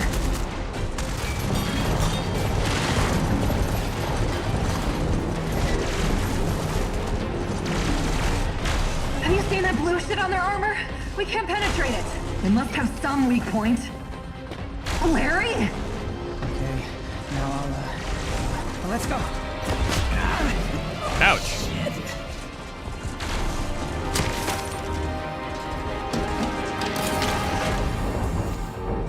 Yeah, Larry! You're right on time. They definitely don't pay me enough. Didn't think you had it in you. First painting, now this. But you could have gotten yourself killed. How's your shoulder? Fine. I'll survive. I do want to say, the dialogue changed there, I think. I don't think if you don't talk to him that she acknowledges that he paints. Thank you, Larry. We owe you big There are signs time. of little changes like I don't that. even know what would have happened if you hadn't closed the airlock. I'll add useful and decisive to my resume. I guess it's true now. All right. Now, honestly, I've never willingly thrown myself into incoming fire. Or unwillingly, for that matter. Oh, phew. I need to catch my breath. I'll say, you could have been killed. Well, yeah, I guess that's true. All right, We bye. need to go. I'll head to the terminals and try to figure out how to help the others. Good luck. And if you do get out of here, don't forget about my mom's gift. Tell her I'm fine. That's also not included if you don't talk to him about that. I like some proof that there's additional context added when you get more conversations. That's good. Almost there. It's a good conversation, Just or good deactivate confirmation. The clamps in the command center, the mutt will be free. Suppress the enemy! Hello. Quicker than a slingshot. Whoa!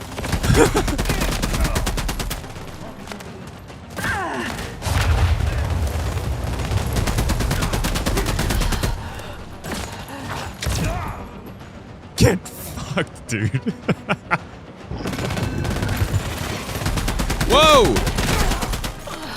1, 2.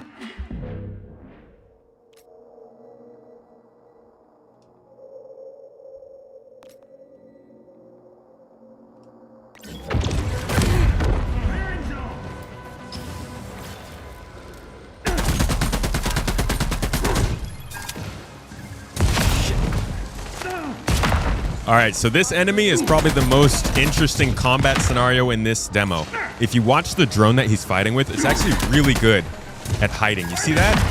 It ducks in and out of the level really well and still actively keeps him healed.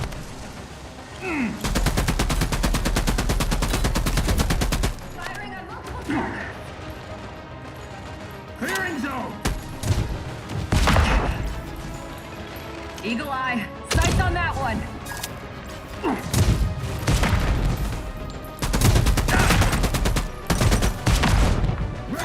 At the same time, for an enemy, he's actually really annoying because he just keeps walking towards you. So it's like he's definitely got the vibes of a good enemy, but he still doesn't have the logic of it. 1, 2, advance! Focus fire. Time to flush you out. Tactical withdrawal.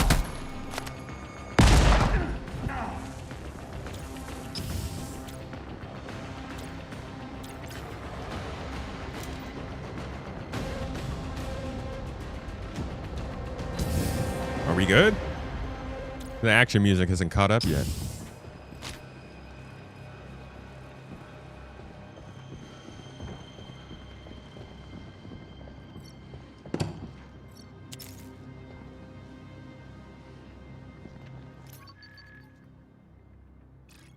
Sounds like fun.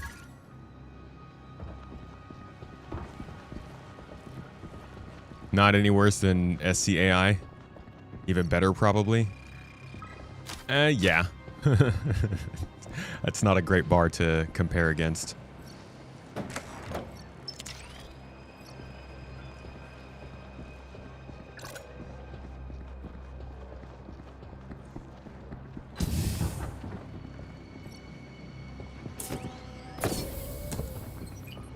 I can't toggle first person, no.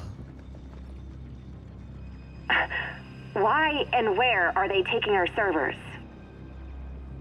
Those servers have our Pinkwater 4 employee database, but it's encrypted. It seems they were unable to break the code. But if they do, they'll know everything about us. Appearance, biometrics, account numbers, even our favorite bar. There's a docking issue. The second clamp's still holding the mott. Can you deactivate it manually? There's a terminal below. Sector is hot. Time to end this. 1, 2, advance!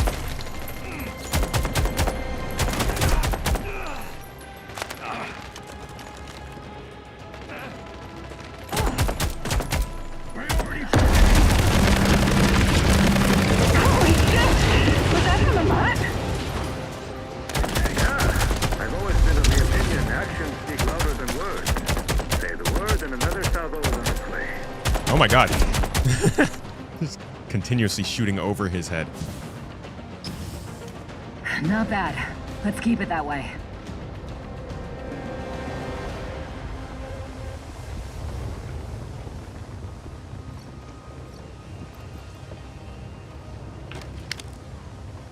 Sector is hot. Look out! Sniper's up top! I'm on it. Just stay when. They aren't, but both are in development. This is true. But I definitely... Wow.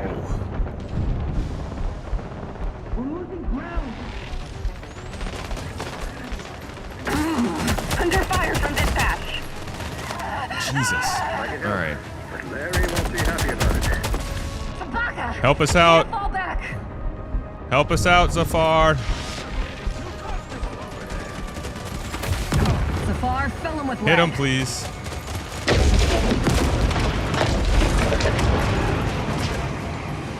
Thank you.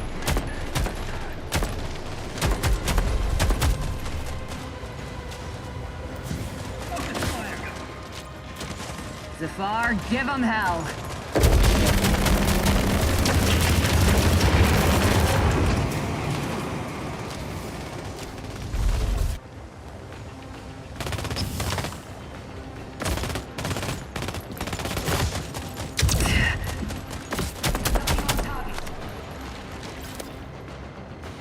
Time to end this.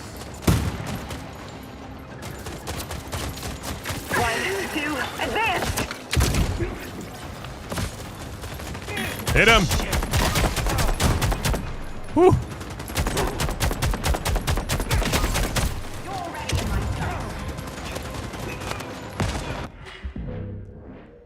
Oh my god, this is a lot of guys. Let's hit him with the drone swarm.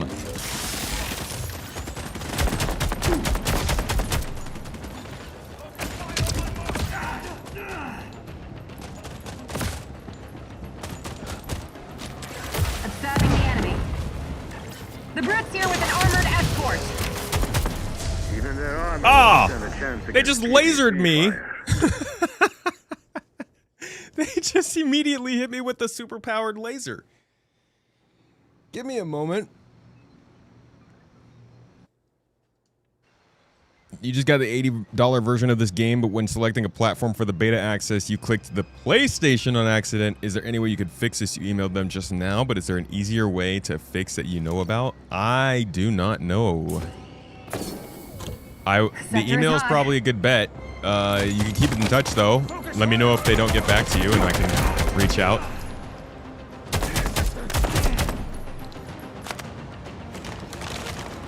Hey! Fuck!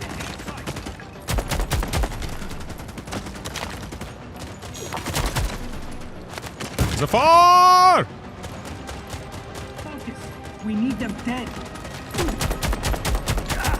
He's taking fire. Eagle Eye. Brother, where are you? There you are. That's all. Yeah, I've always been of the opinion actions speak louder than words. Say the word and another salvo is on its way.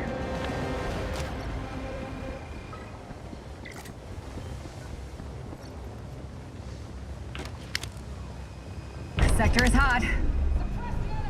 Look out! Snipers up top. I'm on it. Just stay with. Zafar, give them hell.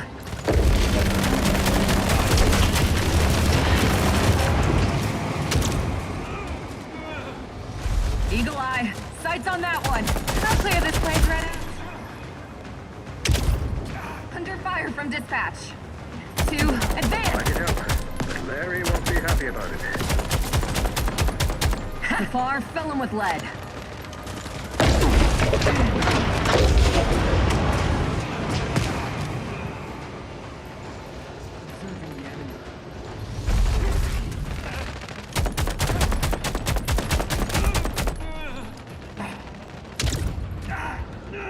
Bog under my boot.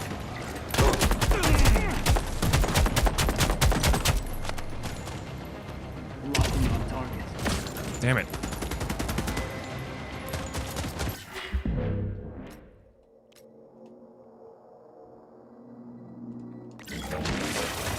Taking flank. The Brute's here with an armored escort. All right, don't laser me this time. Ow! Hit him, dude. Oh my god. Come on, push them back. Positions. Shit, these bastards again. Zafar, we can't penetrate their armor. PDC will test its strength.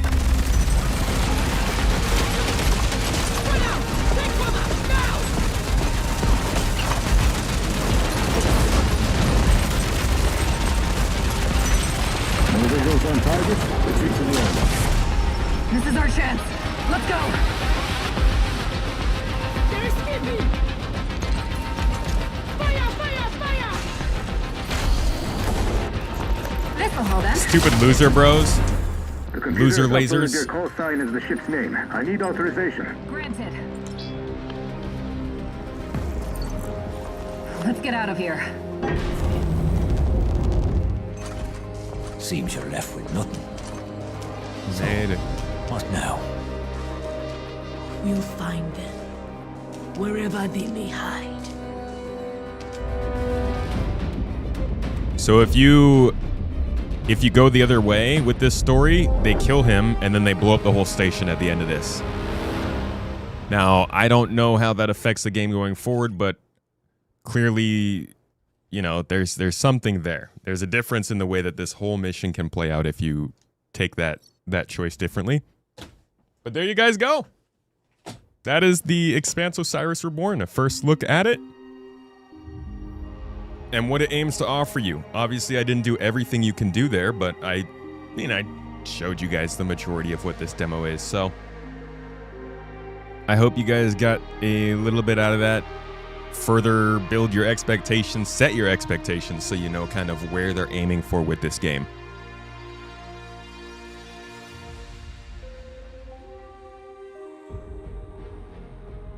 She dragged one of her henchmen into cover with her. I'm always trying to figure out if she actually grabbed him or not, because that says something about her character if she grabbed somebody to save him. Yeah, that was it. It's just that level. Yeah, this is the Expanse Osiris Reborn. How do I feel about the game so far? Is it worth it? From what I've played, this, yeah, I think this is worth the price of a...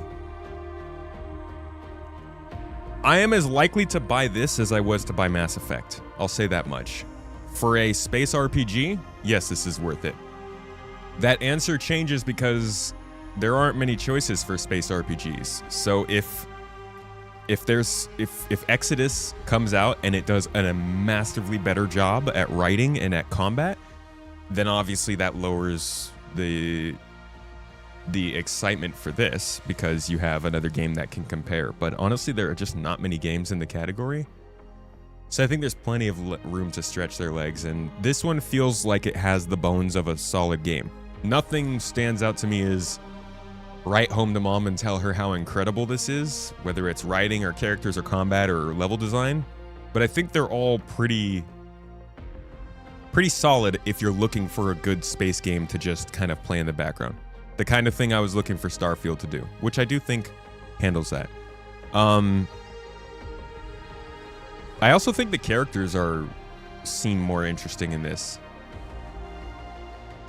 But yeah, I think there's still a lot more to learn. And I'm sure that they're going to be doing more marketing and press over the course of the next year that'll give us more information. Anytime something else does come out, I'll be covering it for you guys, and if there's anything else we can play, I'll pick that up too. You might like it more than Starfield. I think just the fact that this is the Expanse is going to make people more excited for it than any old sci-fi game. I think they've got a lot.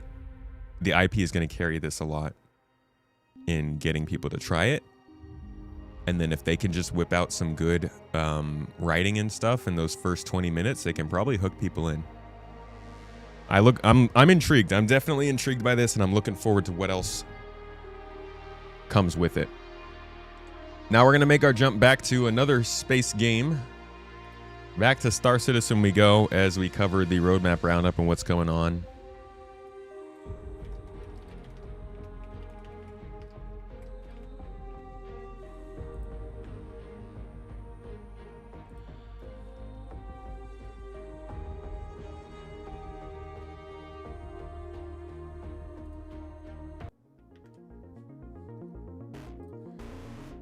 All right. Oh, actually, you know what I need to do? I need to What do you guys think from what you saw of that game? Did that change anybody's opinion or just strengthen what you already had?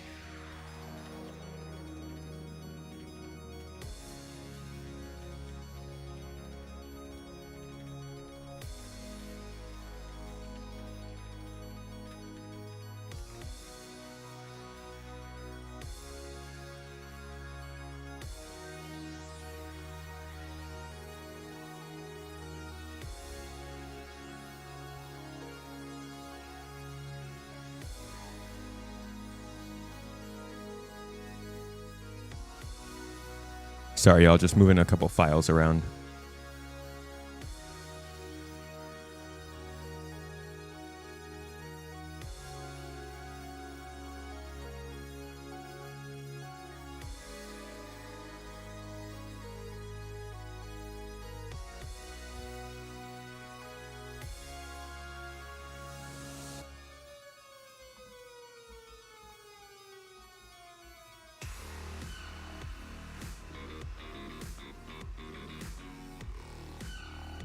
I forgot how much we went over this morning.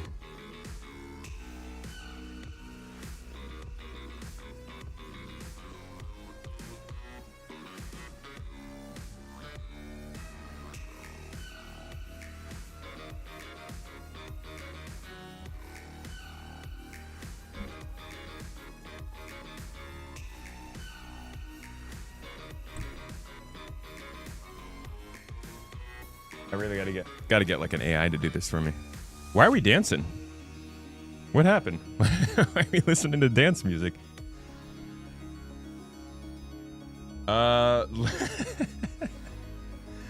don't know why we're having such a good time right now. Bring it down, huh? We got a roadmap roundup to go through. You were on the fence, but now you're definitely getting it. Yeah, you liked what you saw? Can't talk, somebody put on the dance music. It's interesting, to be honest. Hello, po boy. You missed the demo, was it cool? I think it's pretty cool. I think there's certainly some things that give me pause, and I'm still waiting to be convinced that it can really make me care that much. But I can see the signs of a good space RPG. Definitely a solid experience. You're super positive about the fact that the Expanse starts to get some traction on other media. That's also something, is like everything that comes out Expanse related just brings in more people to the fandom, which makes it easier to do yet another Expanse thing later, as long as they don't drop the ball. You didn't miss the roadmap roundup coverage. That's what we're about to do. Setting up to make a YouTube segment. I'm actually getting the rest of the stuff I already did today and making sure that that's listed as a YouTube segment. Basically, every video I need to do, I put into my database here. So you can see here, I got a database for all three of our channels. So this is for Space Tomato 2. Then I've got one here for Space Tomato Plays.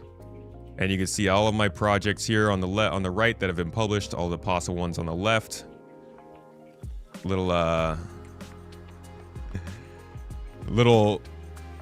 sneak peek into what we have coming up later. So I just have to make sure that everything is listed before I get offline, or else I get completely confused as to what we've been working on. And I could probably automate this to make it a little bit smoother.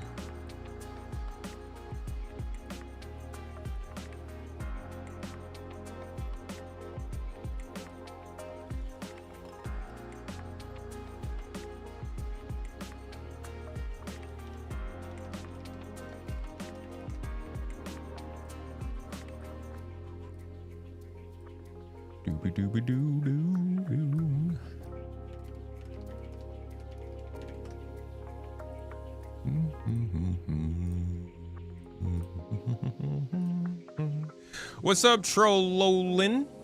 How you doing? If you have a way to directly communicate with any of the guys at Owlcat Games for my issue, I would really appreciate if you would let me know. If you let them know. If they don't get back to you on email, we'll see what we could do.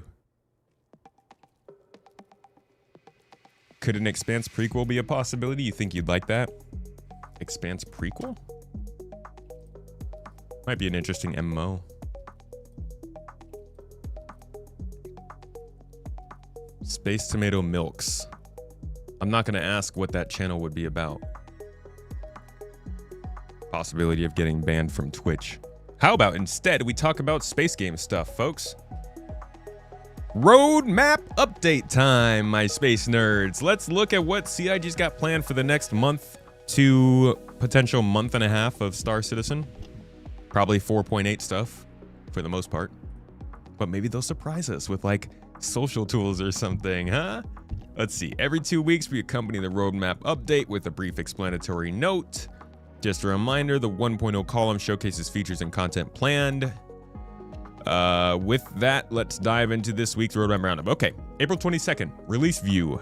Alpha 4.7, we've got new Nyx missions coming in, introducing a second pack of missions to Nyx featuring hauling, combat, and salvage gameplay opportunities. Courier, bringing in two-handed packages, which we have confirmed are not there. At least we haven't seen them. Delivery, 1x1 to 6x1 SCU boxes. So even these, we're already not seeing the whole of this. What we've seen is like 6 to 10 SCU trips, so I don't even know if the delivery missions are popping up. We might not wait to publish that. Recovery, cargo, ship attack, bounty, bombing run, paid salvage, and more. These are pretty combat focused. These first two are the real key. These are potentially the best thing for a newcomer to do in Star Citizen when they join. So we'll have to see if they actually end up coming in, because I didn't see them in 4.7.2. All right. Alpha 4.8 section is bringing in the crossbow, the Novia crossbow, implementing the long-awaited crossbow, featuring a devastating, shattering bolt and harsh projectile drop. The Ulti-Flex Novia crossbow rewards skilled aim with immense power. Its near silent firing mechanism lets you strike quietly and gain the upper hand on foes. This is like a 13-year-old gun. It was originally thought up as a crossover between two games. Shroud of the Avatar, which is a game that was made by a friend of Chris's who they like backed each other's game. And I think in Shroud of the Avatar, there's like something Star Citizen related.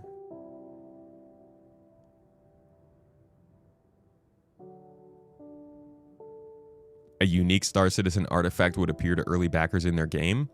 So they brought in the Vandal polearm. So they brought in for us a crossbow from that game. And this is all the way back in 2014. So it's been 12 years they've been waiting for this one. And we did get to see a little bit of it in the weapons content team video. I think it was last year maybe, or the year before.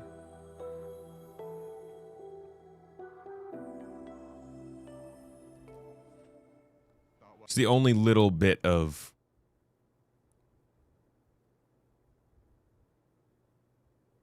what we've seen of it so far. That the bolts needs to stuck when you fire them and not disappear like any other bullet, and this prevented the release of the crossbow because we cannot consistently make the bolts stuck. It's just a super advanced, cool-looking crossbow. It's got these really cool, like, deploying bolts in it because obviously, we don't really want to carry around these massive, great big kind of quiver of arrows. So it's got these really nice kind of compact little bolts that load into it.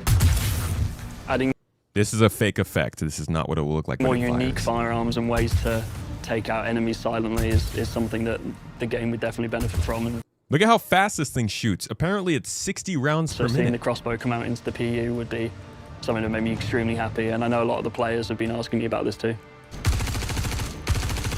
So, crossbows coming in. I'm personally really hoping that it actually works stealthy. I think the NPCs are starting to react to audio a little bit better, so this could be useful.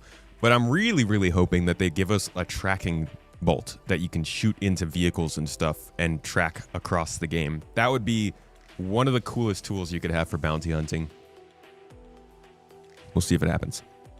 FPS weapons art refactor is also happening, updating visual, material, and texture for the following weapons and equipment: Dead Rig Shotgun, Castech Arms Custodian, Ravager, Scalpel, Coda, and Devastator. They're also rebalancing the weights of these guns, so they'll start to affect movement a little bit differently. Flight Suit coming in. The Tailwind Flight Suit, implementing the Tailwind Flight Suit in the Persistent Universe. That very well could be one of the other flight suits that's planned to focus on stats. Actual statistics will start to affect how well you can play the game because your character can do more stuff. So for instance, their first thing they're working on bringing in is let's see if it's G-force resistance. Basically, you can wear certain flight suits that will give you more G-force resistance, which means you don't pass out when everyone else does. Could actually be useful. And that'll spread to like heavy armors, light armors, stealth armors, sniping armors, all that kind of stuff. So the armor customization starts with 4.8 in a much bigger way. Finally, item recovery. Vehicle loadouts. Adding the ability for players to save and claim vehicle loadouts via the ASOP terminals. Claimed vehicles and their components will now be bricked after some time. Includes a major refactor of the entitlement service and extension of the item imprint system to ensure player-owned vehicles persist reliably. So that's interesting. That certainly makes it sound like they are not doing actual items for item recovery first. Maybe it was easier to do it with vehicle loadouts, and so they're going there first. But item recovery in general, the next version is Tier 1, which introduces the ability to register your gear and ships at kiosks or ASOP terminals. And as they're saying here, gives the ability for players to save and claim vehicle loadouts via the ASOP terminals. That's the whole idea. With Tier 1, you will no longer respawn with your preserved gear already equipped. This would be your ship items. You will need to visit a location, such as your freight elevator, to request your registered items. We are developing a quality of life feature to allow you to re-equip your previous loadout with one auto-equip button at this location. So the big test here. This is great if it comes with that auto-equip button. If it doesn't, then you're still kind of left putting all of the stuff back together on your ship, which is going to be a huge time sink, and I think it's really going to sour people on the movement of item recovery. This is a very good thing, because basically by default, the way that we're playing right now, the game is broken. Okay, you're not supposed to get stuff back. That's just the way it is. I know people are going to be mad that we're losing that, but that's always been a temporary thing that was put in because the game's been broken. Game's still broken. It's going to be rough, but now they don't have to do this big kind of workaround with everybody just keeps everything all the time. Now they can start to move back towards we lose things, but you can very easily get those things back when you respawn. Kind of the same thing. You just got to, like, you know, do a little bit more work to get it back than have it already be on your body. But again, it depends on how this really gets rolled out. This is just us seeing it in the roadmap roundup. Let's see what it looks like in Evocati. Let's see what they say about it undeniably in the next couple of weeks in either Star Citizen Live or Inside Star Citizen. And we'll go from there. Ultimately, I think 4.8 has the potential to be a really, really big update. But depends on how it rolls out. Either way, should be an exciting May. Am I happy with the roadmap update? I would have been much happier with it if it said something about social features. It's a cool update. 4.8 is going to be a lot of fun, and there's a lot to dive into to figure out what the heck is most important there. But between the XenoThreat thing and the tactical strike groups thing, it's a little painful, man. But I'm interested, dude. We got item recovery, starware, refueling, crafting. All of those are taking like really big steps forward, all in the same update. That's a big deal on its own. So I won't try to get too dragged down by the details, but it really is going to come down to how well this patch launches. This could be the biggest month for Star Citizen ever. May of 2026, this could be their best month ever. $35 million in funding, a whole bunch of new players coming in, a lot of really good press. Maybe they announced Squadron 42. They released the Ironclad. They released the Raylan. They got the battle cruiser concept coming through. It looks like they've got an Origin ship possibly landing, a MISC ship. There's just like a ton of potential for the next month, but we'll see if they can pull it off. You had a question. You're an Ironclad Assault owner, for example. You will be able to fly it on day 1 of Invictus since the patch will be live, or do you have to wait till later in the event? Thanks for your answer. I don't know, because I don't know how they're doing this year. It seems like they're doing it slightly differently. Usually, you'd have to wait till Drake Defense Con to fly it. But it looks like Drake Defense Con is starting earlier, so I don't know if that's taking the place of Invictus, or if Invictus is going to be later, or what's going to happen. But as of right now, it's a little up in the air. Invictus Week should be starting in about a month, though. May 22nd or so. Have I seen the funding for this month so far? No, I can't imagine it's like doing particularly well. Oh wait, I've got that website now saved on my keyboard, so I could just hit one of these Stream Deck buttons and it pops up because we go there so often. Oh, okay. No, funding is doing quite well, actually. What the hell? Give me 1 second.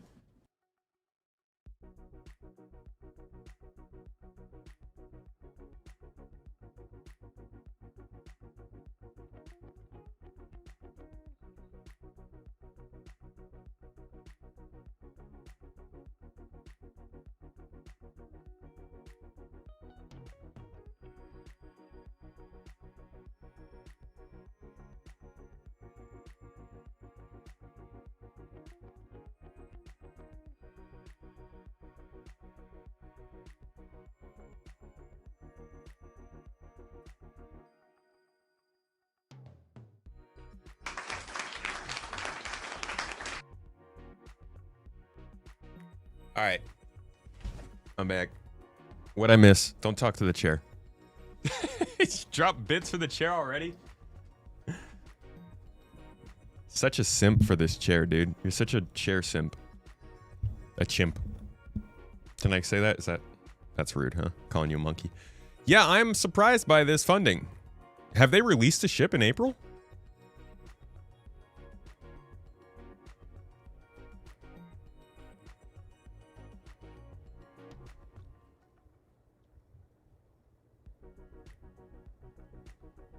Yeah, they might actually hit 1 billion next month. Oh, the whole B. Damn, that was this month?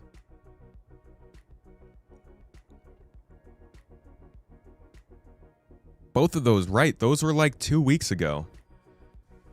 Oh, it's been a long May. Or April. Don't even know what month it is. Right, okay, yeah, the whole B definitely is going to do it. So they're doing pretty good, dude. They're doing pretty phenomenally well. They're still about 16% up from last year. Citizens, this is the new player count this year is where it's really impressive. And it's interesting because this is usually people will point at the funding tracker and be like, oh, look at all the money they're making this year. Wow, they're doing so well. And then people are like, yeah, but there's no new players joining. It's all the same people spending a whole bunch of money. And then you see how many players have been joining this year. Like, what happened in February, dude? They have some special thing? They had a special promotion, huh? It's the set 22nd. We're almost done with April. Yeah, and it's been a freaking long time. Yeah, they're on track for their best year. Even in new players, like they're currently ahead of 2022 in new players gained, which is crazy. But we'll see. In May of 2022, 176,000 new accounts were made. What are they going to do this year? If they release Invictus in addition to, yeah, if they release the Squadron release date in addition to Invictus, in addition to the Ironclad and the Raylan and a new Origin ship and strike groups and a Vanduul ship coming in for the boss battle, as well as refueling gameplay and crafting improvements, new missions, the crossbow, item recovery is coming in. Oh, man. It's certainly gearing up to be a very big update. And a very big time for them. 2022 ILW, that was just like the first really good Invictus launch week they had, but a lot of streamers came and played. I remember it really clearly. 2022 May was when so many, not even streamers, YouTube content creators were making videos about the game. It just, for some reason, it just had a really good month that, like I was saying, Jack Frags was playing that month. Level Cap was playing that month. A couple of the other YouTubers who like sometimes will dip into Star Citizen, I think, were playing. Like, what's that guy's name? Brewbeard, I think his name is, maybe. Yeah, just like a lot of folks were checking it out at that time. And I think if they have a good patch in May, it'll happen again this year. Oh, Ruben joined in 2022 ILW. That's right. 2023 was kind of different. 2023 was very largely centered around Summit 1G playing. So there was a big boost at that time too. But it was, I don't know why. It was just like very much Summit 1G and a few other streamers were playing. In 2022 though, it was like a much wider spread group of people who had their eye on Star Citizen. So I think a much bigger group of folks saw because of that.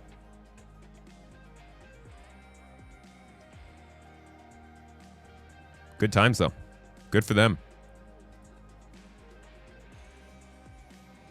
Yeah, funding was about the same. But the people who joined, it was crazy. All right, y'all. I'm going to pop off for the day. I got to get the supporter exclusive started for you guys this month. Because we got about a week before that comes out. And what else is there? What else are we doing this week? I'm getting started on a Misk Hull B review. So that should be fun. Because I think that genuinely that ship has made space trucking so much more exciting and interesting and good. As Anno mentioned, I released a new video today. I hope you guys will go watch it. It means a lot when we cover new games. We're not really sure if we can continue to cover those new games going forward. Obviously, Star Citizen is our main squeeze. But I do want to do a lot of other space games. So give it a look. Consider sharing it with the folks. If you like The Expanse, let me know what your thoughts are in the comments. Joystick status, I'm still waiting on the mounts. Still waiting on the mounts.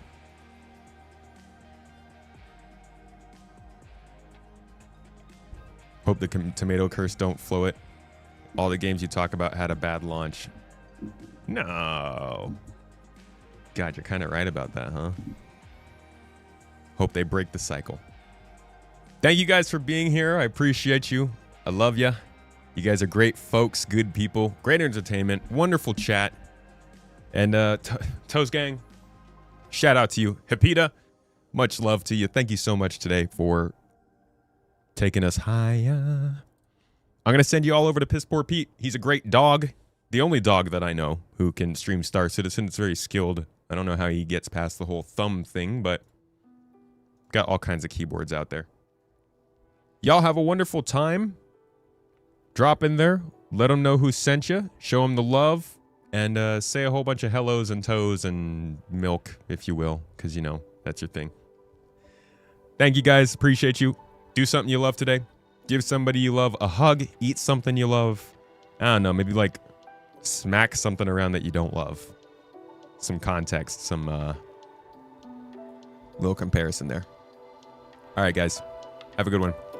Oh, sevens! See you later.